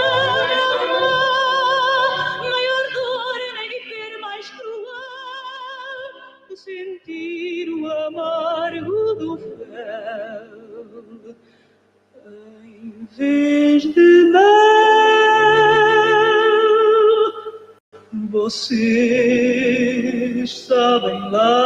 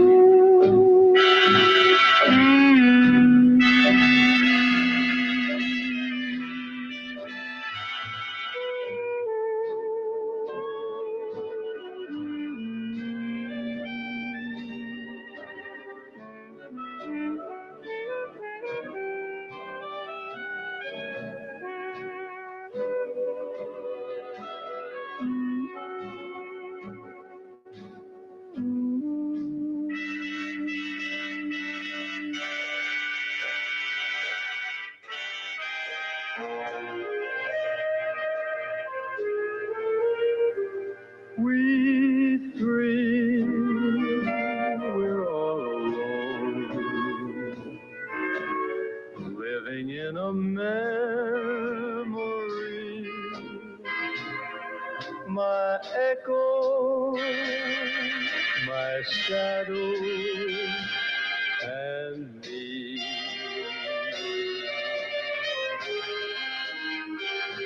We three, we're not a crowd,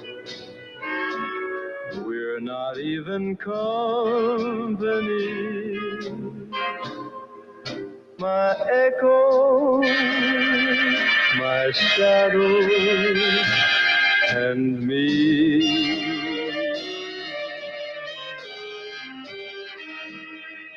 What good is the moonlight, the silvery moonlight that shines above? I walk with my shadow, I talk with my echo, but where's the one I love? We three will wait for you, even till eternity. My echo, my shadow, and me will be there waiting. My echo, my shadow, and me.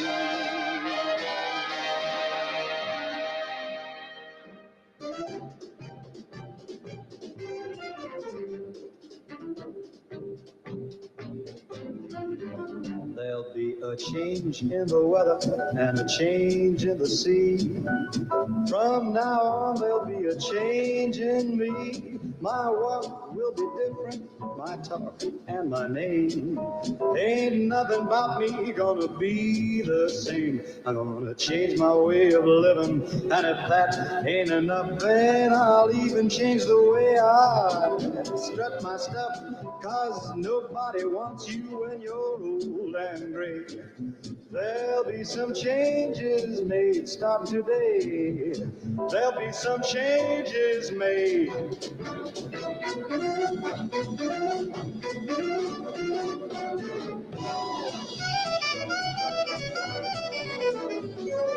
My walk will be different and my talk and my name.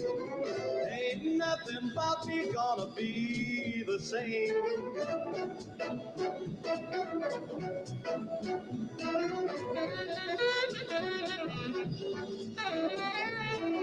'Cause nobody wants you when you're turning gray. There'll be some changes made today. There'll be some changes made. I'll change the weather, don't mean a thing. From this day forth, every day will swing. I'll change the tides in the sea. There's gonna be a change in me. My walk will be different, it'll be slightly insane. Ain't nothing about me gonna be the same. I'm gonna change my way of living, baby. You better start in changing too. Have your plane start to swing before your swinging days are through. 'Cause nobody wants you when you're old and gray. There'll be some changes made today. I'm gonna do some changing, a little rearranging. There's gonna be some changing. Gonna change the way I walk. Gonna change my way of living. Gonna change the way I Broadcasting from the top of the world, we are Arctic Outpost Radio, AM 1270.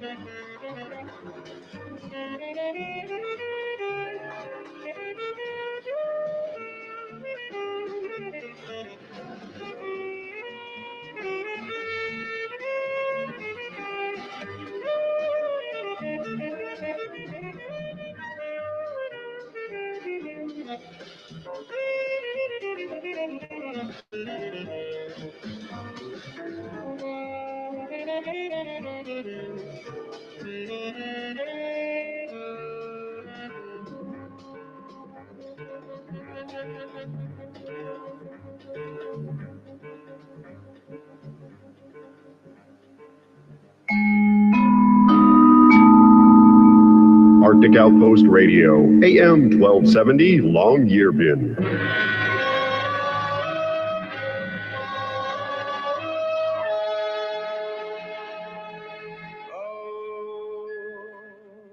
After watching her appeal from every angle, there's a big romantic deal I've got to wangle. For I've fallen for a certain lovely lass, and it's not a passing fancy or a fancy pass. I love the looks of you, the lure of you, the sweet of you, the pure of you, the eyes, the arms, the mouth of you, the east, west, north, and the south of you.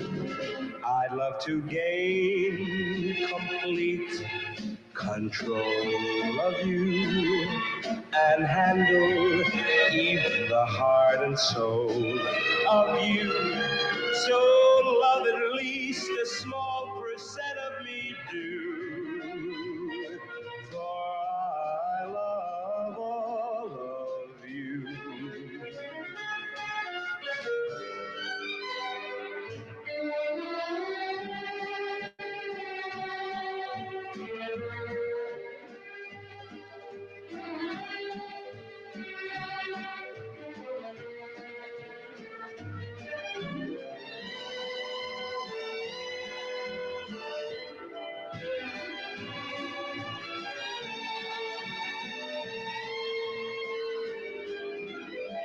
I'd love to gain complete control of you and handle even the heart and soul of you. So love at least a small percent of me do, baby, for I love all of you. For I love all of you.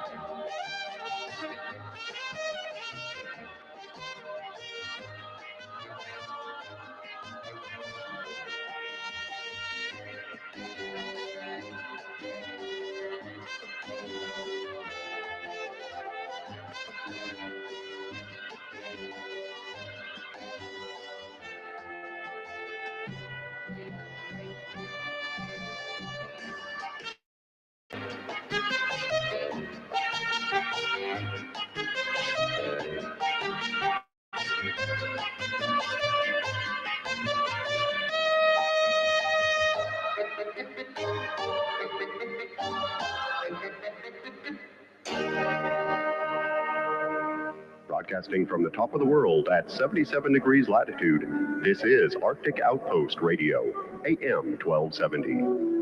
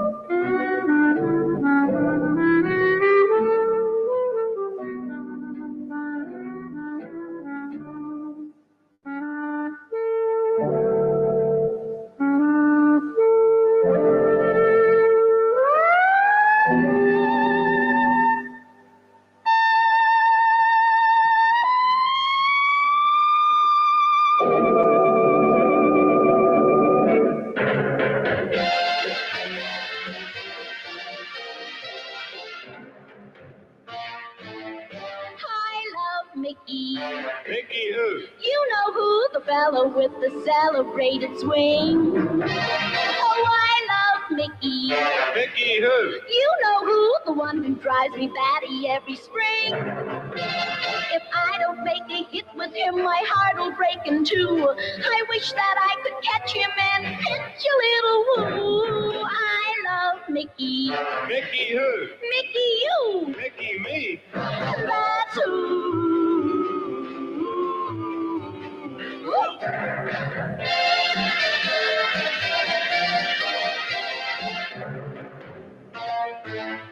I love Mickey. Mickey who?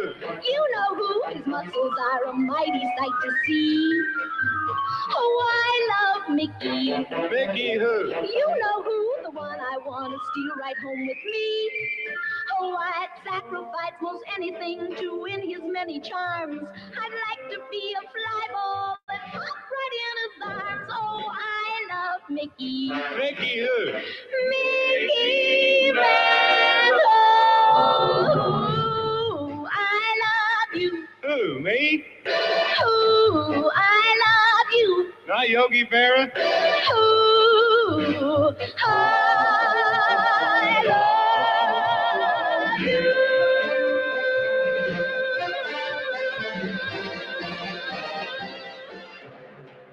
Mickey.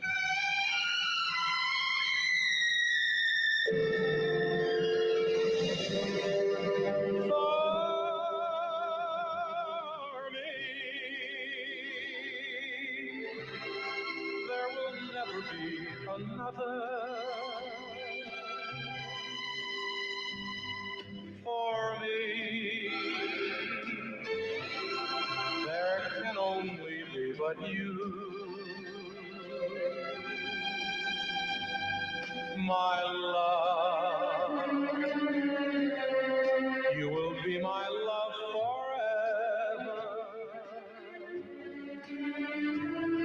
ever sweet, ever kind, ever true for me. Every day will have a meaning for me. If you say that you'll be mine, sweetheart, won't you make the dream I'm dreaming come true for me?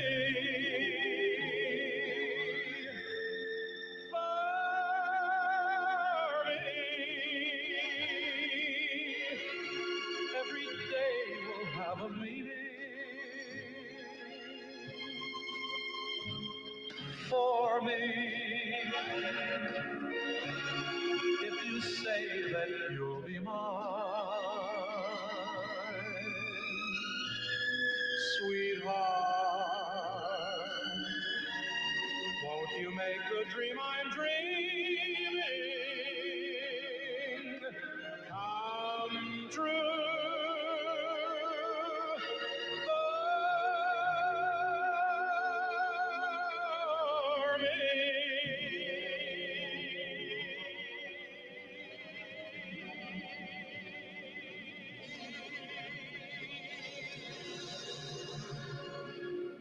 With two trusty Victrolas and an RCA microphone, we are spinning the 78s from the top of the world at 77 degrees latitude. You're tuned to Arctic Outpost, AM 1270. Here in my arms, it's adorable, it's deplorable that you were never there when little lips are so kissable. It's permissible for me to ask my share. Next to my heart, it is ever so lonely. I'm holding on, my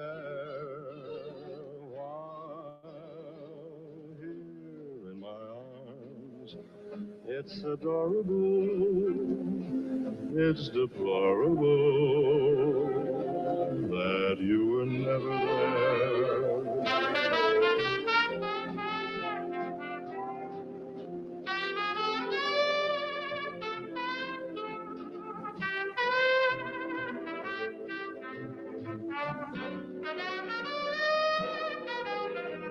here in my arms. It's adorable, it's deplorable that you were never there. I want to be loved with inspiration. I want to be loved starting tonight. Instead of merely holding conversation, hold me tight.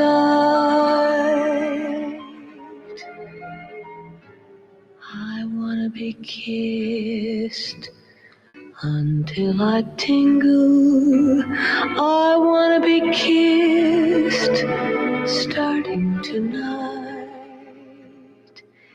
Embrace me till our heartbeats intermingle. Wrong or right, I'm in the mood to adore. I'm ready for that well-known turtle dovein. I'm in no mood to resist, and I insist the world owes me a lovin'. I wanna be thrilled to desperation. I wanna be thrilled starting tonight with every kind of wonderful sensation. I wanna be loved. I wanna be loved. I wanna be loved.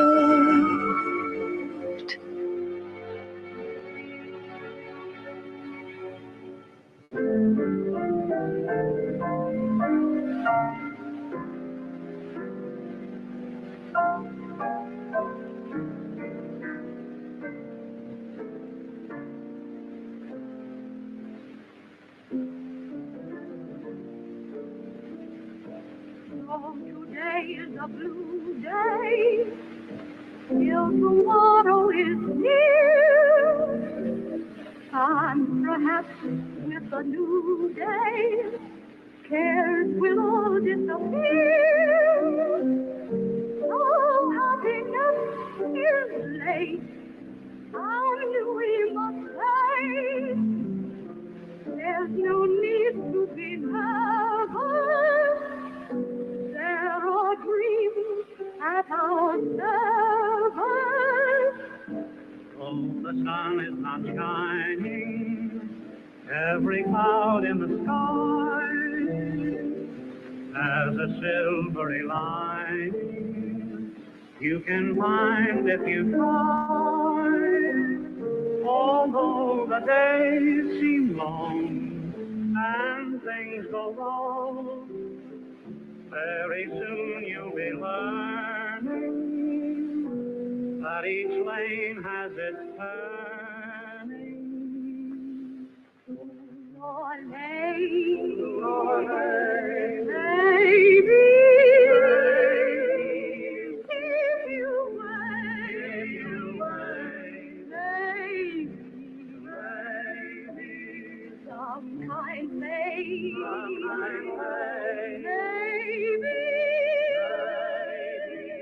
will help you discover where you find your love. You will hear,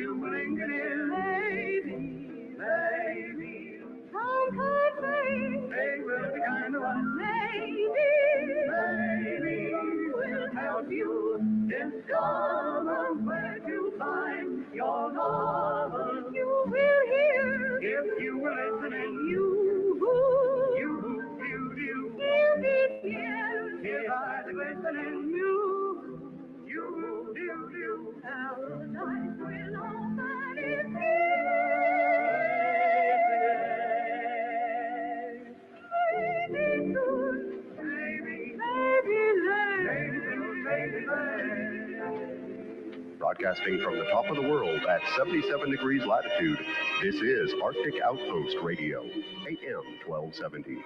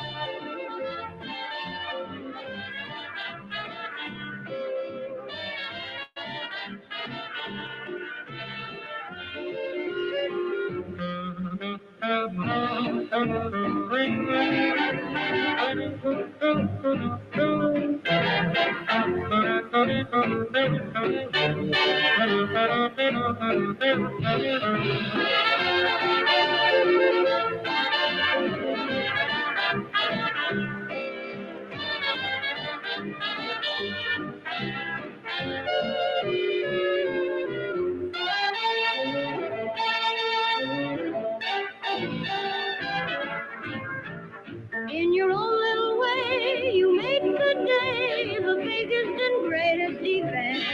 How can I help but be so content with you? In your own little way, you take the gray and paint it a heavenly blue. Oh, the sweet and adorable thing that you do. The very touch of your hand brings me so much understanding.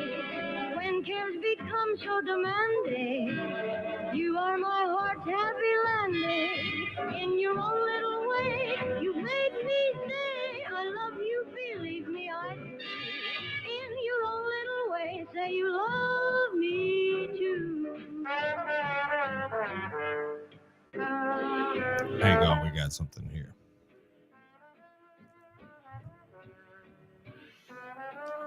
Okay.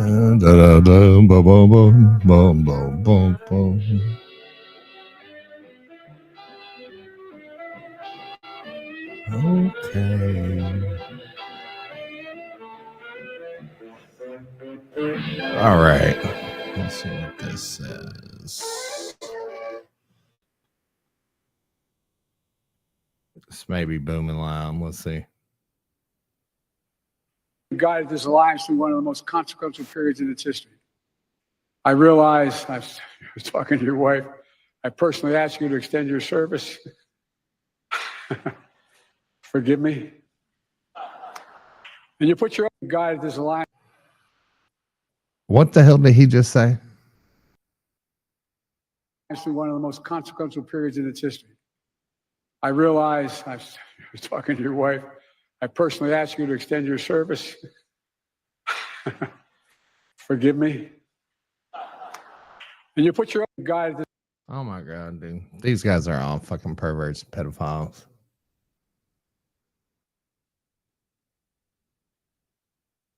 This looks interesting. So here with Kristen Megan, she's a military veteran, right? Yes, I was in the U.S. Air Force for 9 years. Wow. And you came out and blew the whistle on geoengineering, things that you witnessed were going on. Can you give us the real nutshell? Absolutely. Basically, I had heard of what many people know as the term chemtrails. And I worked in a job called bioenvironmental engineering. And I thought that was insane. And why would we do something like that? Modify the weather by using hazardous materials in our atmosphere. So, and actually the process of trying to debunk it or disprove it, I realized it was actually coming right out of my office, as I was one of the people that was approving the chemicals. And it really shook the core of my oath. And I did a lot of sampling, did a lot of investigation, and I blew the whistle and I got out. And I've now used my credentials, my oath, and my powers for good to help people understand it's very real. It's now openly admitted. There are multiple forms of weather modification. I specifically found the one of stratospheric aerosol injection. And collectively around the globe, we have to understand that it is now being admitted because they're saying it's combating climate change. Well, the climate change we need to be worried about is man-made climate engineering, also known as geoengineering. And when you say you had chemicals being pumped into the air, what kind of chemicals are they putting out that rain down on humanity, basically? Nanoparticulate metals, like we had different sulfates and barium and strontium. I know it's probably changed over time. I know they use silver iodide for certain things, but these are the odd part of it was the quantities that I saw them coming in, the form that they were coming in. And it's the same type of materials that I was trying to engineer out of the workplace to substitute with safer materials. And when you notice that what's called the safety data sheet, the information about a chemical of what personal protective equipment to wear, how do you dispose of it, how do you pack it to ship it? When key information is missing, I ask questions, and my questions led to demonization, and I knew I found something I shouldn't have. That's insane. So these metals are basically toxic for the humans, I would presume, or? Yes, because it For also the has humans, what is aluminum, he? and a lot of people will tell you, well, these things aren't horrible in small quantities. It's not small quantities, because when you are putting things above us, the dissipation rates are dependent on weather and climate, but it's getting into the food, it's getting into the soil. Oh, and man. Around the world, these wastewater treatment plants, when it comes to pharmaceuticals, or these toxicants is what they're called, they are not able to filter them out. So if you're growing organic food, you know, Never mind the. we're going to go back to the plexiglass barriers on our plants. I mean, it's horrible. That's Never why mind. you can ban it anywhere. We've had states The fluoride states they in the put United directly States into ban our it, water. and that is great to get the ball rolling. But people really need to wake up to it, That's irrespective of any political party. It's not okay. It's and you're not seeing a okay. huge increase in neurodegenerative issues like Alzheimer's. It's really difficult for people with respiratory issues and asthma. And people are wondering why they have allergies 24/7, 365. And I liked what you said about that climate change, or the change we experience in weather. Often we can't disconnect that from these geoengineering activities. Do you want to say something more about that? I mean, how do we feel that? Is there proof or so that is definitely coming from that? Yes, there are places that openly admitted it. Remember Dubai? And then when people got upset, they retracted it, but the can was already opened. And the issue The can is, was already out of the bag. I know this sounds silly, but when you watch movies with time change, they say if you do something and something changes, it changes the ripple throughout time. If you are modifying the weather, you are messing with Mother Nature. And meteorology is a very, very thorough study. Very thorough. And I do know a lot of it because of my profession of plotting hazards, but it does not make sense when you are altering nature where things are not naturally supposed to occur. We had massive flooding in California, and we have a system called HARP that is in the United States. And the same people who demonized me 5-10 years ago are now going, wow, because they're finding it's openly admitted in all of our U.S. documents. The U.S. is absolutely not the only country doing it. Wow, that's crazy. Well, And thank you very it's much like for this coming guy out doesn't of even that know what to and say. letting humanity know what's going on. Thank you so much, Megan. Thank you. Wow. It's really something. Wow, the whole politicians who fuck kids told me the shots were safe.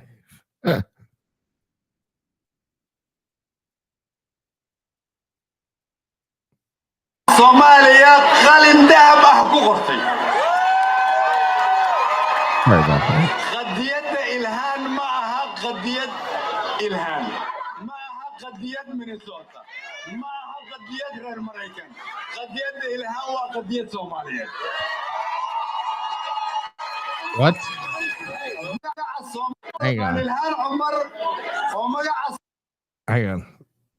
In case you can't read this here, let me make it bigger. All right, I've killed the audio. So Representative Ilhan Omar,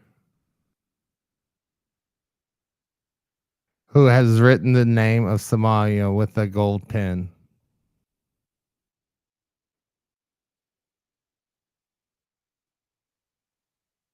The interests of Ilhan are not Ilhan's. It's not the interest of Minnesota. Nor is it the interest of the American people. And look at her over there smiling.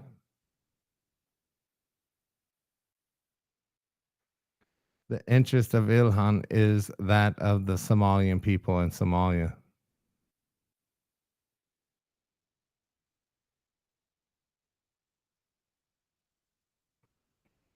The success of Ilhan is the success of Somalia. And that carries a heavy meaning to us. Me speaking in the name of the Somalian people.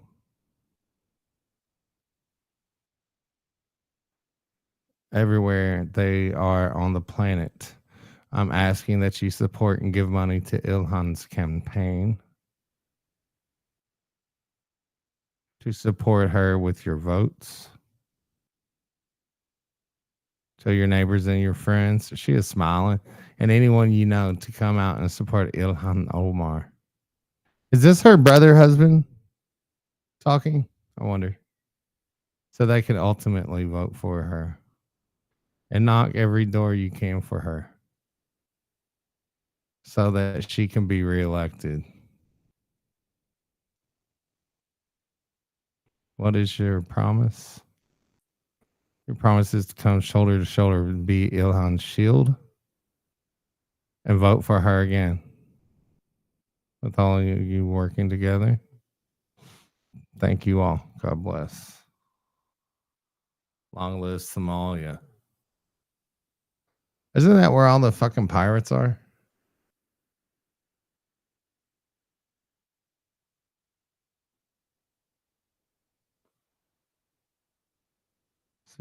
Very good night. And to all those people that have chosen to disrespect the player, in this case me, have a good night.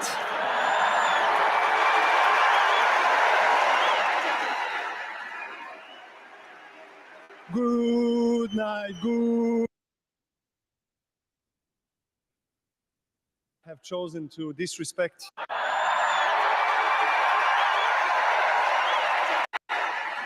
Good night. Very good night. Yeah. I'm hoping that they were just commenting on Runa and that they weren't disrespecting you. They were. I don't accept it. No. I know they were cheering for Rune, but that's an excuse to also boo. Listen. I've been on the tour for more than 20 years, so trust me, I know all the tricks. I know how it works. It's fine. It's okay. I focus on the respectful people that have respect, that pay the ticket to come and watch tonight, and love tennis, and appreciate the players and the effort that the players put in here. I played in much more hostile environment. Trust me. You guys can't touch me. Oh shit! Drop the mic. Pass the joint. Yeah, Novak Djokovic. He was unwilling to get the lethal jab. I'm hoping to find some Alex Jones to put on. What's this? Watch. George Stephanopoulos was caught on video saying he doesn't think Biden can serve another 4 years. And you could be honest. You don't think you can serve 4 more years? All right. That's an answer.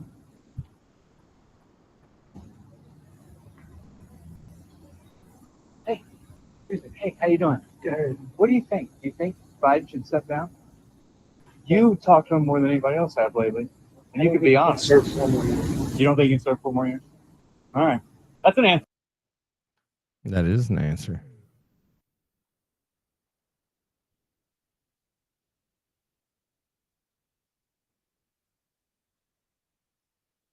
So Trump just challenged Biden to a golf match. Biden team responded, mocking it, and claims Biden, quote, doesn't have time for these, quote, weird antics. But it was actually Biden who initially challenged Trump at the debate to play golf with him. The Biden campaign probably forgot. Maybe dementia. That shit is arcing.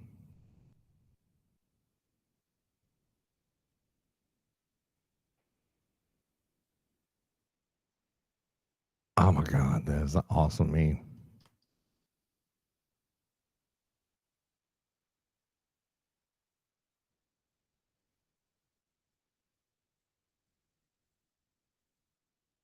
Who's Don Jameson?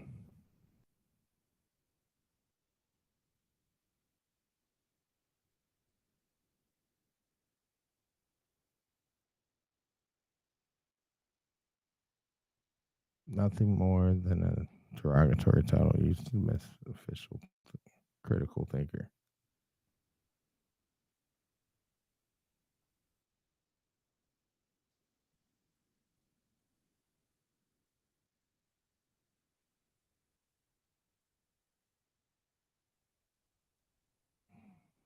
They, them. We've been lied to since birth by our government, our churches, our media, our history books, and our schools.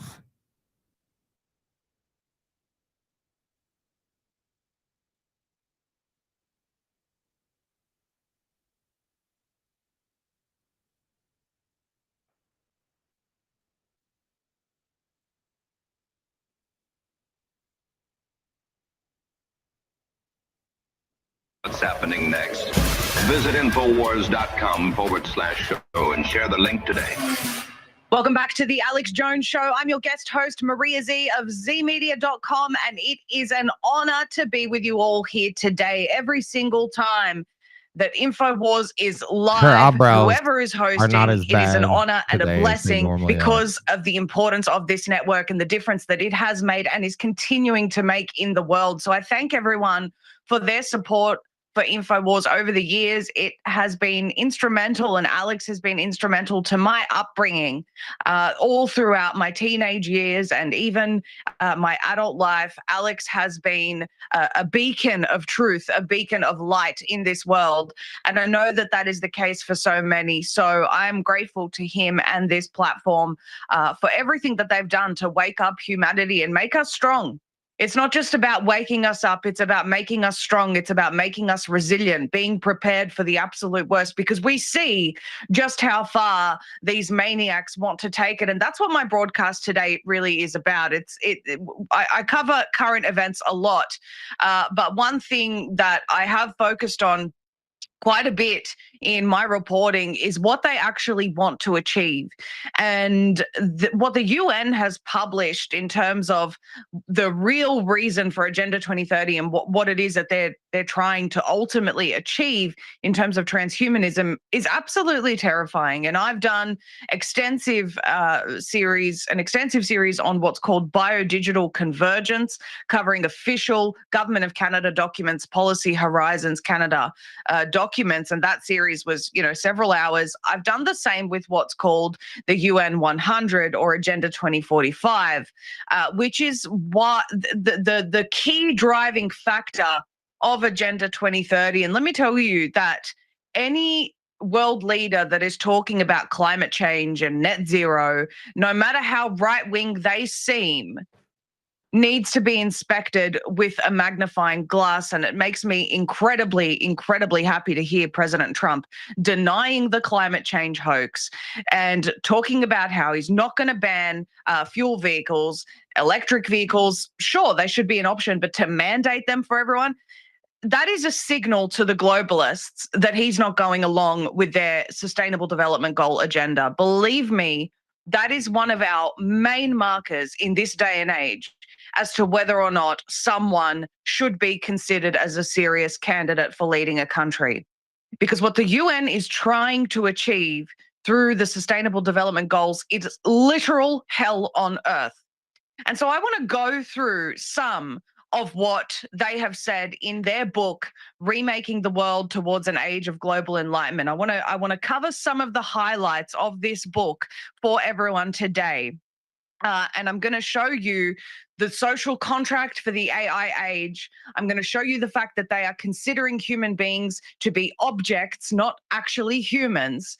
And mind you, this is the AI World Society that the UN has published and said that we're all now part of, and we're now in a social contract, a new social contract, and the UN calls us objects and not humans.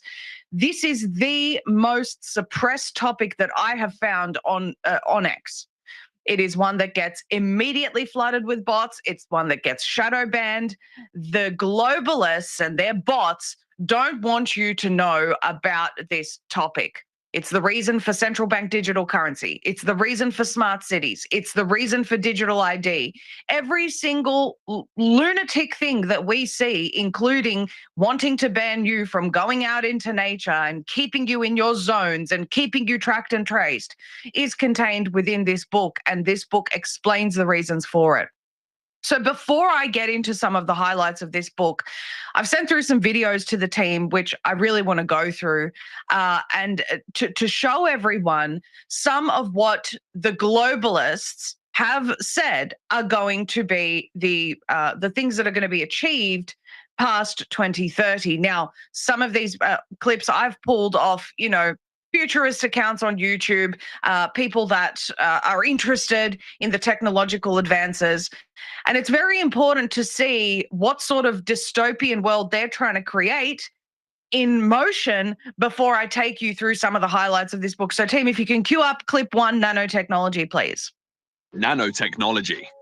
First, let's take a look at nanotechnology. Over the years, scientists have made exciting developments and discovered numerous innovative applications for nanotechnology. As it stands, nanotechnology has the potential to change life as we know it. Experts in the field believe that nanobots will, in the future, be fitted into our brains to connect us to the virtual world more readily and faster. With the use of brain-computer interface technology, the mind and computer will be one, making humans very powerful beings with access to endless information and solutions to problems that the mind wouldn't be able to solve. If nanotechnology reaches that stage, there may be no need for gadgets like phones and calculators. This is something that was achieved to a very, very large degree through the COVID injections. At bare minimum, the largest experiment that they've ever done in nanotechnology through these injections. And it's admitted that the COVID injections are nanotechnology injections. In fact, in Biden's nanotechnology initiative, it admits in there that the COVID injections are already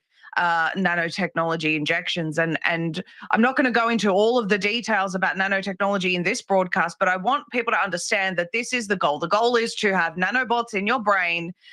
In fact, Neil deGrasse Tyson was interviewing with Ray Kurzweil a little while ago, and he said, by 2030, we're going to have these, we're all expected to have these nanorobots in our brain that can kind of, we can control devices and link with the Internet of Everything, just openly saying it. And Kurzweil said, well, no, it's not really going to be ready until 2030, but by then we'll be ready to roll it out. Well, we're just a few years short of that now, and I dare say they've already experimented on the populations through mandates. Now we go from the extinction of phones to the eradication of death. Well, by 2050, the finality of death may be a thing of the past. With the brain connected to a computer through BCI technology, the information stored in our brains can be transferred into a hard disk like computer files. That means the data, including memories, can be retrieved and uploaded into another being, maybe a more advanced humanoid robot. This way, the best minds in every field will be preserved and able to continue working on innovations. So these transhumanists are absolutely obsessed with life extension, and they are saying now that we'll be able to upload humans into robots. We're going to have these robots walking around with, I don't know, your loved one's consciousness. And you can see how a lot of us think that's just simply a disgusting idea. We appreciate that life begins and life ends, and there's really no way of becoming immortal other than the way in which God designed, which was the life that comes after this one. But they are anti-God, they're anti-creation. And so they say that, we're going to get your consciousness and upload it into a robot. And we think, well, that's gross. We're going to respect the cycle of life, and we're not going to go about things that way. Except that a lot of people, you can see how a lot of people will be tempted by this. People that are ridden with grief, people that can't let go of a loved one. Well, I won't say don't want to let go of a loved one, and will do this for ongoing companionship. I mean, we already have people, getting into relationships with AI bots because they're lonely. They're having a really tough time in this world. It's something new. It's something exciting. And so we can see how people will be roped into this. I want to go into what did we just play? We just played 3D printing. My apologies, everyone. Was it 3D printing or extinction of death that you just played, team? Extinction of death. Okay, good. So what we'll do is go into clip 2, which is 3D printing. If you can please cue that one up. If the current trend of open source 3D printable files continues, it will not be long before everyone prints their own large objects like furniture and weapons. Well, here's an idea. How about developing an affordable 3D printer for food? That could be the end of world hunger, despite global warming. So, of course, they say that because of global warming, we're going to have world hunger. And this is a common line by the UN. If we don't achieve the sustainable development goals, which is really just depopulation goals, we are not going to be able to stop climate change and world hunger. The interesting thing about the printing of 3D meat is that when you read Policy Horizons Canada Biodigital Convergence, and I recommend everyone, if you go to the Z Media tab on band.video or even zmedia.com and just type in biodigital convergence, watch that series. You will be astounded at what the Canadian government is already planning for. And all governments are, whether they've published it or not yet. They say that essentially, you won't be cooking for yourself or ordering. If you do order food, it'll come from a selected globalist picked distribution center. It'll be delivered to you by drone. AI will be deciding what you need to eat. And in fact, the Canadian government says, well, you're going to wake up in the morning, and because of all of these nanobots and biosensors that you have inside of your body, AI is going to tell you what food you need to 3D print for the day. And I mean, I can't even imagine that what nutrients will you have from this 3D printed food? If any, it's going to be full, what the drones are delivering, it's going to be full of gene editing, gene altering substances to cyborgize you. So we need to support our farmers. We need to absolutely not allow them to remove our food supply, leaving us with only the food that they want to feed us. Please go to clip 4 AI, please.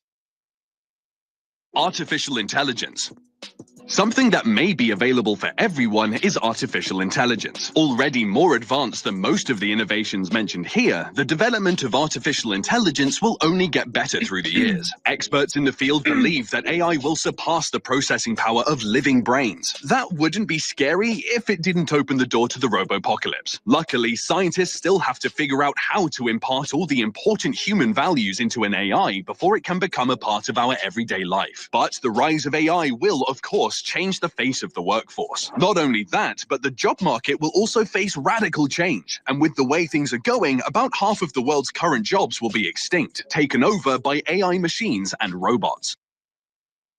So that is an incredibly important point that people need to realize about how absolutely, this is such an existential threat to humanity, the UN Sustainable Development Goals and Agenda 2030.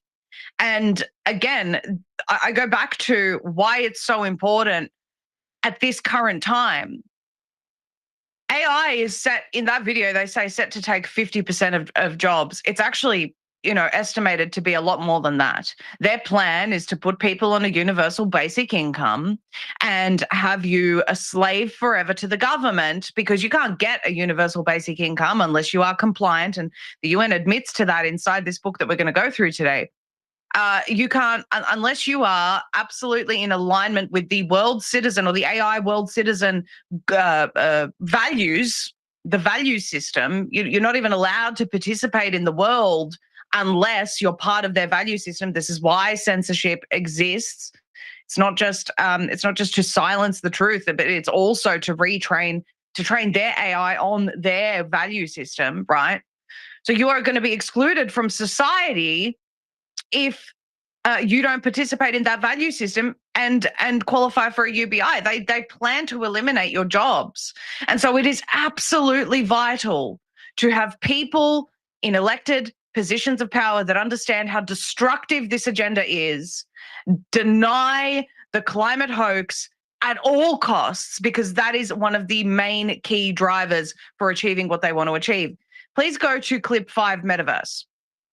Now we move on to the metaverse. Since Facebook CEO Mark Zuckerberg announced it, virtual reality and AI have been assimilated into our everyday life through the social media giant. For those who may be a bit confused about the metaverse, you're not alone, and you've come to the right place. The metaverse is a virtual reality computer-generated environment in which you can interact with other users through AI-enabled software. So it's about simulation, with avatars representing users. As metaverse functions get more developed, by 2050 it will be able to offer a full virtual experience that includes shopping to travel right from the comfort of your own home. People will have the option to share their virtual experiences with the world. Imagine taking a trip to your favorite holiday destination with your family, only you're not physically there. That's what the metaverse will offer.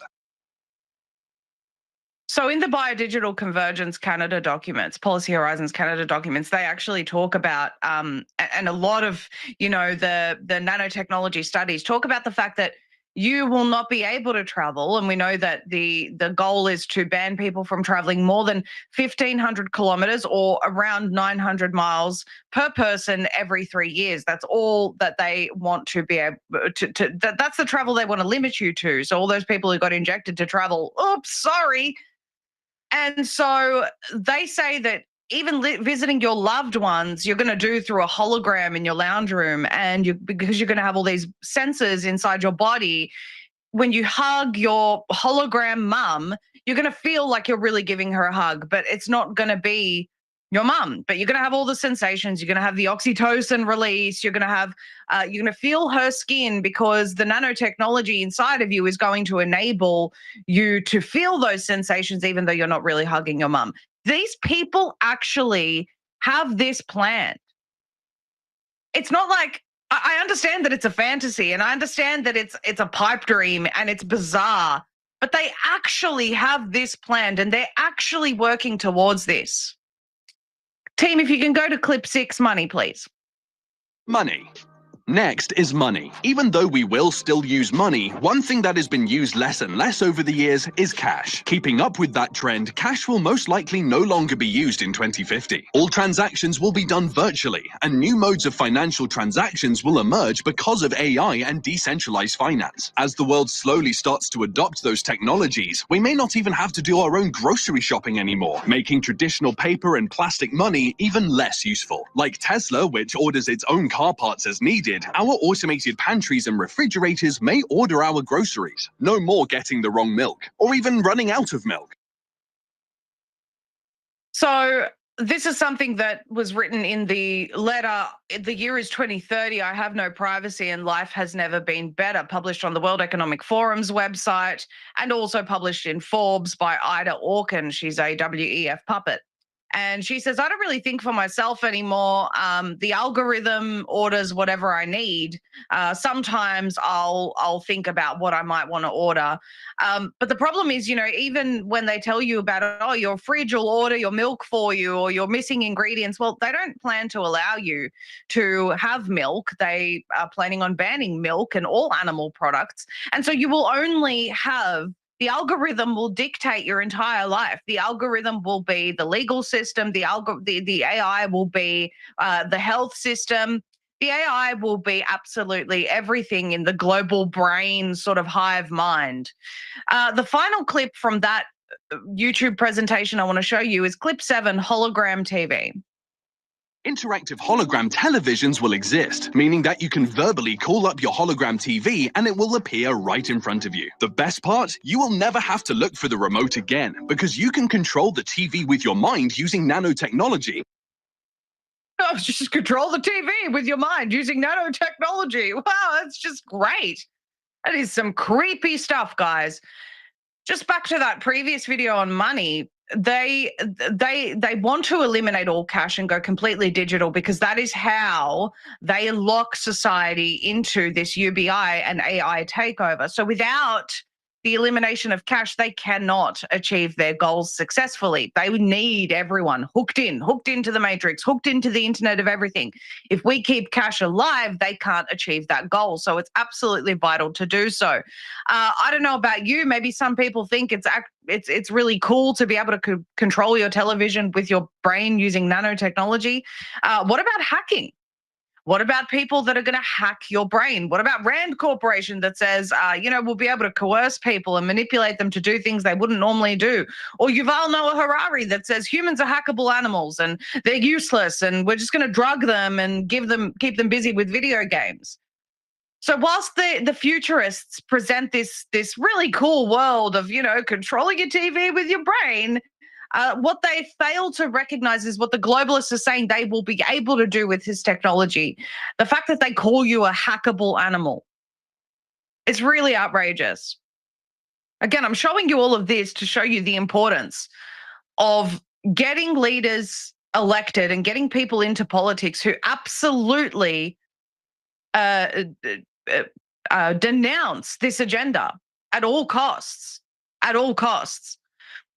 Now I want to play a couple of clips, and there's just a couple more, which show a bit of a different side. This is a darker dystopian side.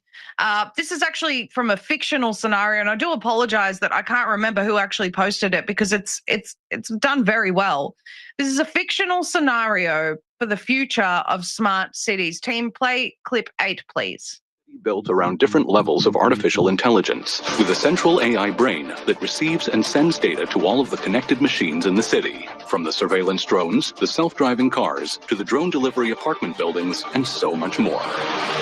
The streets have no lanes or traffic lights. The city AI creates an hourly digital road layout for the self-driving cars and vehicles. More lanes are created during rush hours, and streets are erased during weekends to create more pedestrian spaces. The digital road layout is also adjusted based on weather, construction, and special events.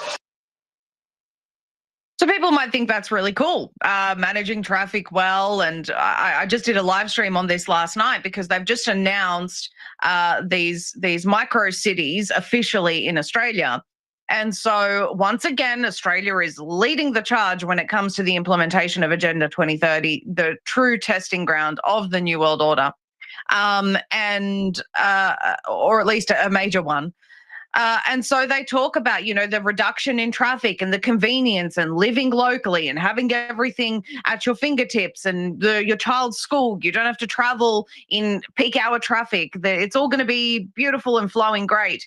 But what they fail to tell you is that with this convenience comes an extreme cost to your privacy and your liberty, because you won't be allowed to leave.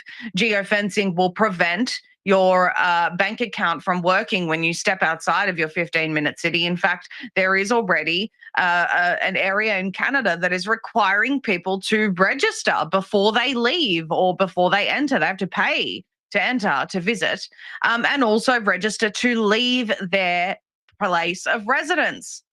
Well, it starts off with registration. It starts off with QR coding to leave your house. And then it ends up, well, unless you've been a good, obedient little slave, you can't actually leave at all. And then it's, well, actually, you can't leave anyway because climate change. The goal really is to ban people from going into nature. This is admitted by the Council on Foreign Relations, where they say, no, we need to protect 80% of the land for the rights of Indigenous people, because they care so much about Indigenous people, everyone. Injecting them under trees with no gloves on like they did in Australia and getting the military to escort them to concentration camps in the middle of the night during COVID for a community that wasn't even sick against their will. Don't go anywhere. We'll be right back with the rest of their agenda after this short break. When we came out with Nitric Boost 3 years ago, it was a sleeper product. I didn't even promote it. But as listeners began to use it, it has become one of our top selling products because of the incredible results they get. If you want to give your cardiovascular system a leg up, if you want to go in and help clean out and purify your blood, ladies and gentlemen, Nitric Boost is the way to go. You've heard Dr. Judy Mikovits talk about how it's an amazing formula. This is what she's recommended to people. Ladies and gentlemen, it does so many great things. Like, but you notice what happens in the morning. If you're a man, I feel like I'm 16 years old again. When I was 16, I'd already had probably, I hate to brag, so I'm not bragging, it's actually shameful, probably 150 women or more. That's conservative. Nitric Boost is simply amazing. It's great for women as well. Get yours today at InfoWarsStore.com for 40% off. But that is a limited time sale. But right now, it's 40% off at InfoWarsStore.com. And I thank you all for your support. Welcome back to the Alex Jones Show. I'm your guest host, Maria Z of zmedia.com, and we are covering the UN's plan to destroy the world as we know it through their Age of Global Enlightenment, enforcing the AI world society on humanity. Just before the break, we played a clip showing how the AI brain would be what is in charge of smart cities that they are planning to attempt to force everyone into. We're going to play the robots in your home video now. Clip 9, please. Buildings have been redesigned. Apartment buildings have drone landing pads on the roof where deliveries are made. A small elevator brings the package down into the building, and a robot collects it and delivers it to the person's door, where a robotic post box brings the package into the home. So when they tell you about sustainable construction and sustainable development, just keep these clips. Again, this is a fictional a fictional creation of what smart cities could look like. But watching that and reading their documents, the similarities are astounding, because it really is the elimination of all human workforce, drones and robots taking control over everything. You're trapped. You have no way out. You have to eat Bill Gates' cancer meat that's delivered by drone, and, probably take injections, 3 times a day, like Equilibrium. If you haven't seen that film, I recommend it, because that's really what they're trying to do here. I want to play 2 more clips very quickly. We have clip 10, drones. City streetlights have platforms on top where the drones are able to recharge. Online shopping fulfillment centers and warehouses are located in the middle of the city, acting as the heart of the city. They are housed in tall buildings with open windows that drones fly in and out of, collecting packages, just like a beehive. Parks in the AI city are equipped with robotic caretakers that maintain the green spaces and monitor air quality. With no more gas cars, the pollution in AI cities is down to almost zero. But the central AI uses drones to carefully monitor and watch for any spikes in air pollution around the city, especially around factories and construction sites. The drones also survey for spikes in noise pollution.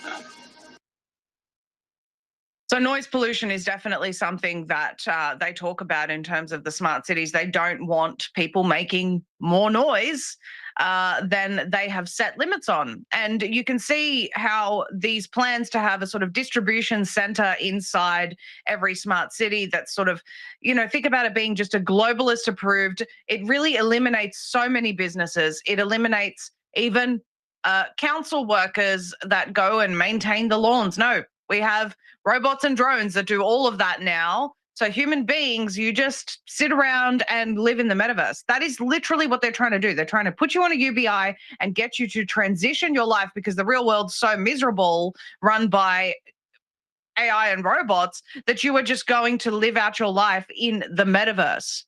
This is what they want. One final clip before I take you through the UN's actual stated words on paper: quiet zones. There are designated Clip quiet 11. zones throughout the city. It is an experimental project where specific areas in the city are AI-free zones, giving the humans a sense of freedom and peacefulness. Cameras around the perimeter of these quiet zones track who goes in and out. The airspaces above are no drone fly zones. There are no robots or self-driving vehicles allowed inside, except at night for maintenance. The spaces are open, free, green pastures for the humans.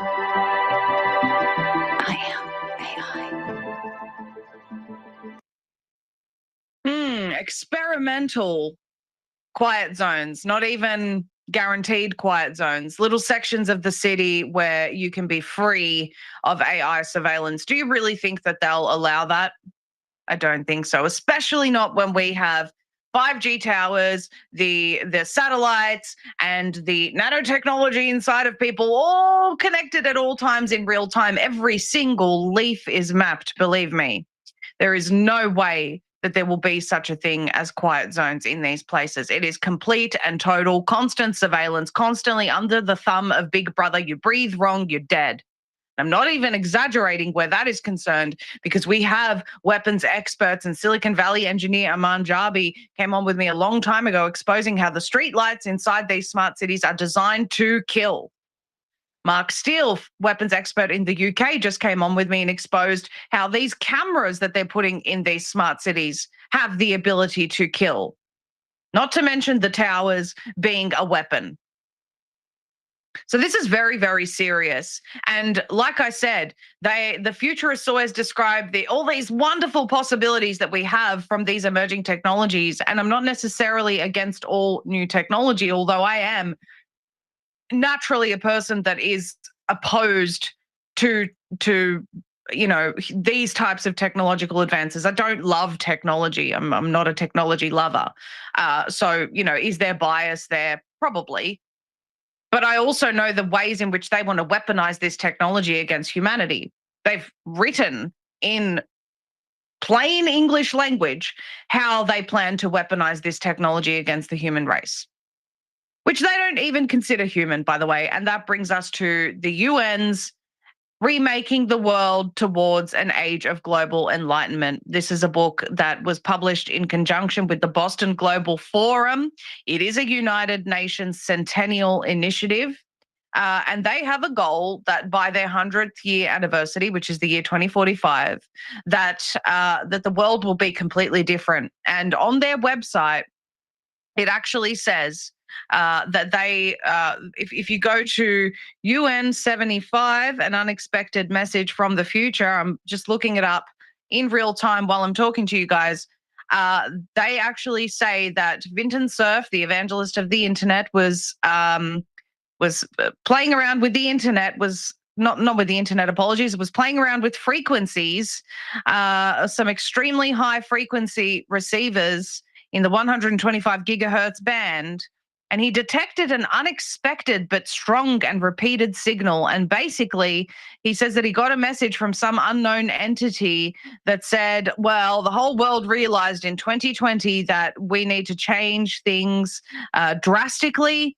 And basically, we need to focus intensely and resolutely on the development of new technologies to cope with the crisis of global warming and its side effects. So some demon from the future told Vinton Cerf, the evangelist of the internet, who is one of the contributors to the Age of Global Enlightenment book, that they need to go really hard with Agenda 2030 in order for humanity to survive by the year 2045. So that's who's guiding them, guys. Some demon from the future. I want to show you that, and I'm gonna bring it up on screen, and I'm referring to my hard copy here, so bear with me. I want to show you that they have a plan for a social contract.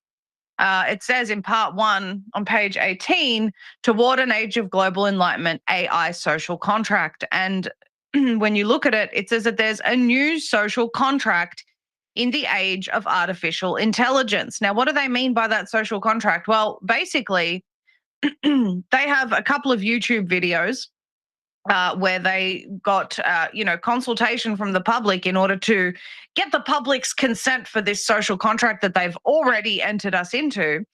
And it involved, one particular video that I watched, a couple of researchers from MIT, who they were trying to convince that we need to replace the judiciary with AI. And the researchers from MIT said, whoa, that's a red line. We cannot leave human beings out of the judicial system. We can't do this. We have to keep humans in the judicial system. And they said, oh, but don't you think XYZ, kept making their arguments. The MIT researchers kept pushing back. And the AI World Society representative, the UN 100 representative said, okay, he was from the Boston Global Forum. He said, oh, okay, we'll just move on. So that's it, everyone. The whole world's in a new social contract now because they had that conversation. The MIT researchers pushed back and they said, oh, we're going to do it anyway. You're all in a new social contract. You're all objects now. These people are insane. They are positively insane.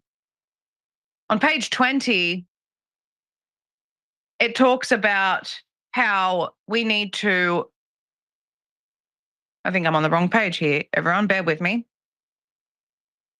It says how the foundations of this, we need to consider, for example, how the COVID-19 pandemic urgently requires a new society with new structure, order, and approach. They're openly telling us there that it is because of COVID that we realized we need a new society, new structure, a new order, and a new approach. Why? Well, because they said so. Because they said pandemics are going to keep happening. Because they said that we're going to keep having disruptions to human health because of climate change and birds migrating. Nothing to do with all of the people flooding your borders that are riddled with diseases. I'm sure it's not that. They say that the new social contract for the AI age will be implemented via the promulgation of a code of ethics for AI developers and users. They say that the creation of a system to monitor and evaluate governments, companies, and individuals based on their contribution to maintaining norms, standards, common values, and international laws for honesty, transparency, accountability, and responsibility. And we all know what their version of honesty, transparency, accountability is. And they say that the establishment of a United Nations Convention on Artificial Intelligence to obligate governments and others to comply with international norms and rules to protect rights in the AI age. But what are those rights? What are those rights? Well, the problem with their version of rights is that they tell you that they don't exist. They tell you that human rights need to be redefined. When the WHO launched their pandemic treaty discussions, they said, we're going to erase human rights, fundamental freedoms, and dignity from all future pandemic responses. Excuse me? This is their view. Their view is that you are not human. You are cattle. You are an object. You are nothing. You're a digital citizen, not a real human. This is how they view these futurists, how they view humanity, these transhumanists. And so they say that we need a framework for an AI international accord. And in the implementation stage of that framework, if I can just go back to implementation, apologies. This is implementation for the social contract. It says that it's going to be implemented as follows: a promulgation of a code of ethics for AI developers and users. I already went through this. Sorry, the part that I wanted to show you was the development of the Democratic Alliance for Digital Governance as the global authority to enforce the social contract for the AI age. Digital governance as the global authority, ladies and gentlemen, that is what they want. Global authority being the AI hive mind, the Borg, the one that sends you drones dependent on what it says you can and can't have, the one that tells you where you can and can't move, the one that tells you where you can and can't go, who you can and can't visit, what you can and can't spend your money on because climate change. You can see in their new reality, new unknowns, they tell you that we are at the beginning of a new era, a world of mind-machine convergence. So this is where all of that, those clips that I played you on the nanotechnology come in, because they say that we are about to converge with machines. This is happening. Your minds are becoming machines. Or how do they know that? And why should humanity agree with this mind-machine convergence? Why should we agree to cyborgization? Let me tell you, if we continue having people in power that are on board with this, it's going to be a very difficult road ahead. We need people that oppose this agenda at every single turn. Let me tell you, if you hear people openly denying the climate change scam like Donald Trump has, that is a very, very huge, hopeful sign. AI, given such ambiguities and uncertainties, it is not surprising that the international community has not yet fully grasped the implications of the new unknowns and the potential threats to the global order. So they openly admit that. They openly admit that the international community doesn't really get it and doesn't really get that there is a threat to the new global order that they are implementing. There is.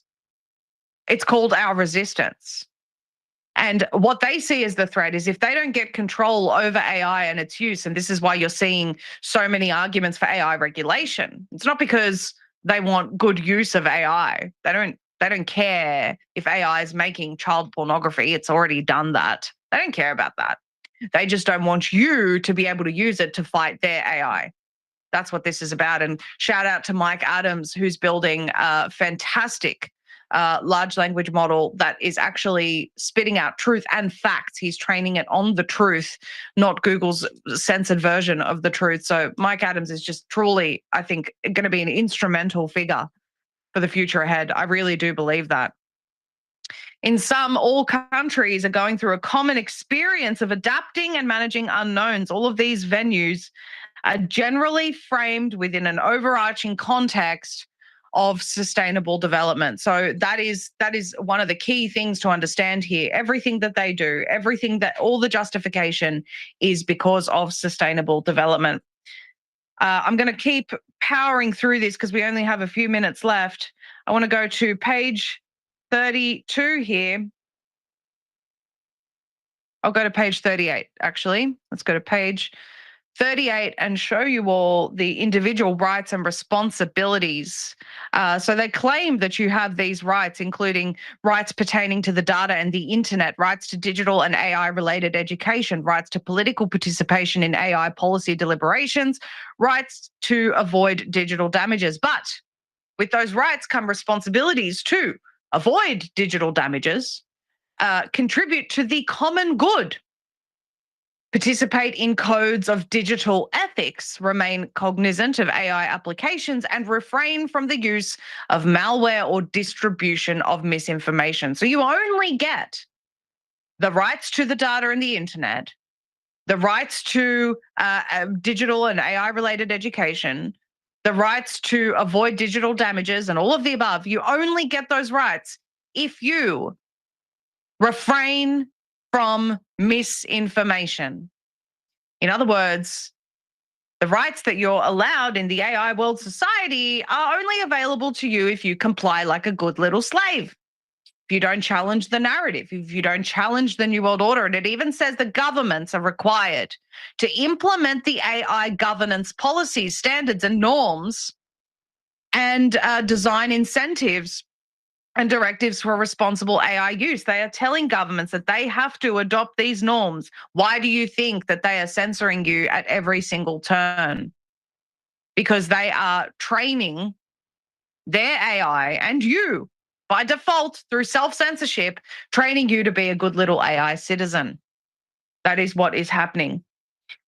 The United Nations and international organizations are being told that they need to reinforce the AI World Society city initiatives to develop and evaluate a people-centered economy. What that means, ladies and gentlemen, is that they are telling governments that, and even before that, they say to establish a worldwide alliance towards digital governance. So they want digital governance, and they want governments to reinforce the AI World Society city initiatives. What is that? That is transitioning you to the metaverse and pushing governments pushing people to transition their lives to the digital realm. And they say that business entities, national and international, are expected to adopt common AI values.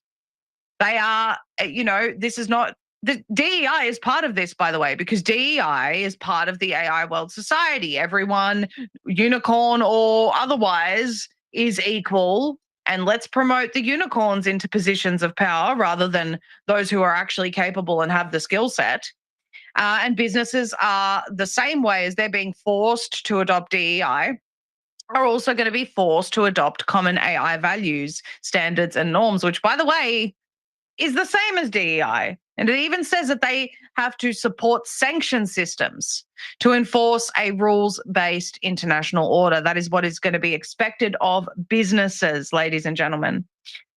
On page 41, they say that they want to consolidate a world alliance. I can't find that specific quote because I just got rid of my page. Here it is. Consolidate World Alliance for Digital Governance as the global authority to enforce the Emergent Accord. Okay. They are saying that digital governance is going to be the global authority. The global authority. They're not even, Klaus Schwab, the supervillain, forget him. You're going to have some AI Borg brain trained by the globalists telling you what you can and can't eat. This is their plan.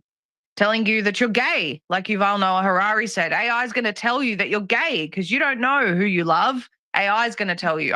He really said this. He really, really said this. And they say that they're very concerned about the role that human beings are going to, what role will be left for human beings in a world run by AI.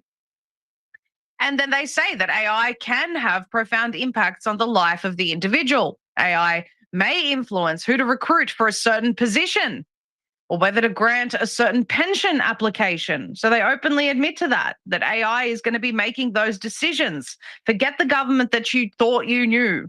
Forget the government that you thought you knew. AI is going to be telling you who can and can't have a pension, who can and can't be recruited. Do you think that it's going to look favorably upon people who value traditional family values, or is it just going to be looking for people who dye their hair blue? And I'm going to go now to what they call layer one, which is their charter and principles, and really powering through in this short time that I've left.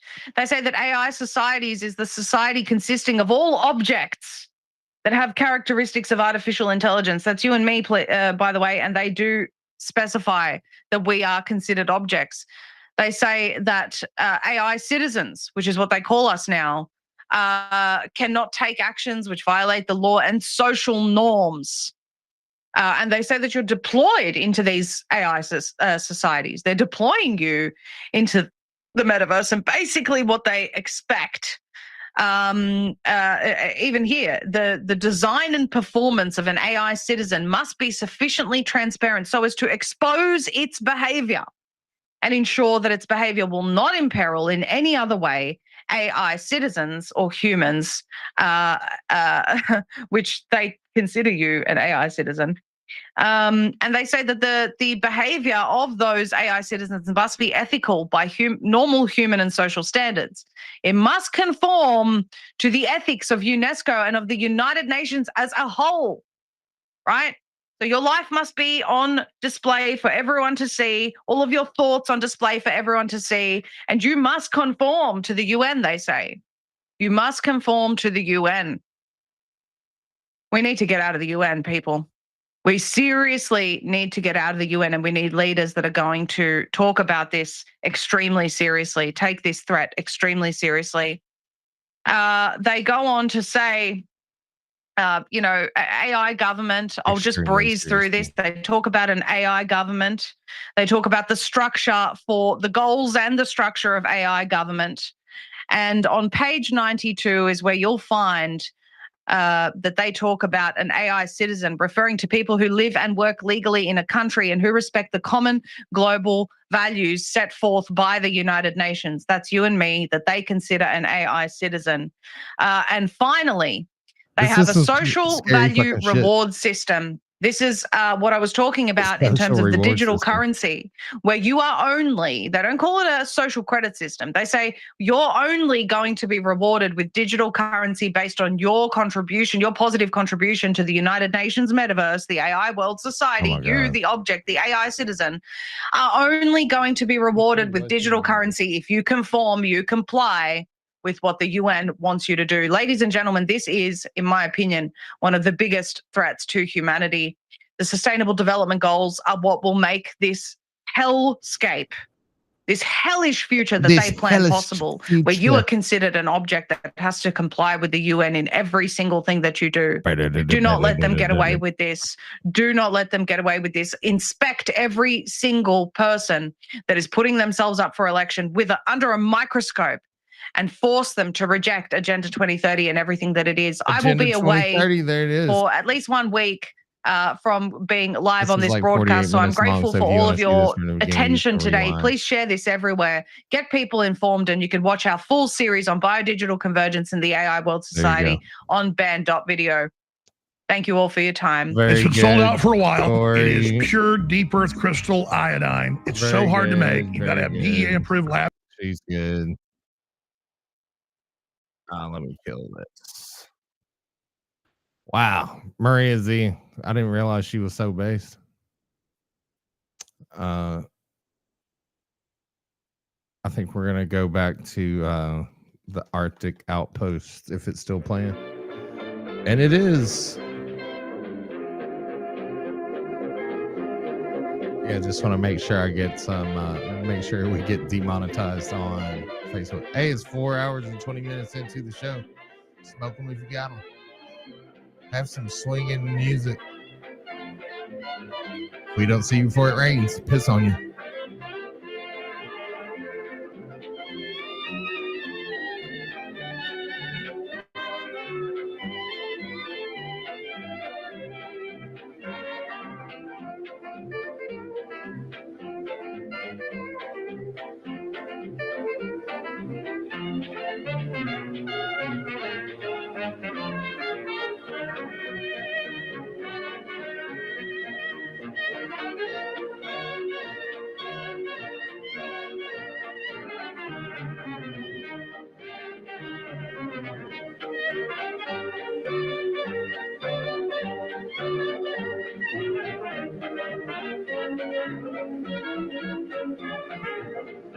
I'm gonna shake you, dust, I'm gonna rake you, dust, you're just a dusty son of a gun. Run, run, and send you to Hades. When they Did that guy just say I'm gonna rape you? Dig up and roll the dust in their eyes. Dust, dust, gonna get a broom and be clean up all your mess, bathe in joy and drown myself in happiness, happiness. I'll grin and make the pain go, laugh, I see the rainbow, be free as a hoe, raise the nut, dust, dust.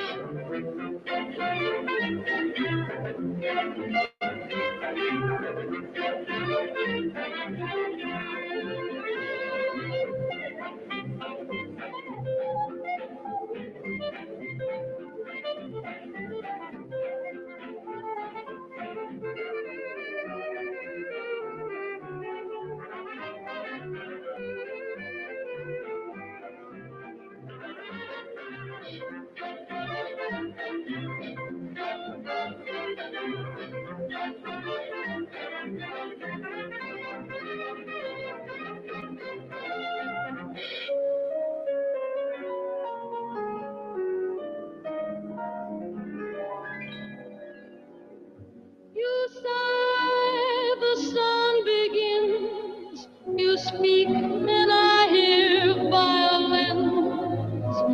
It's magic. The stars desert the skies and rush to nestle in your eyes. It's magic without a golden wand or mystic charms. Fantastic things begin when I am in your arms.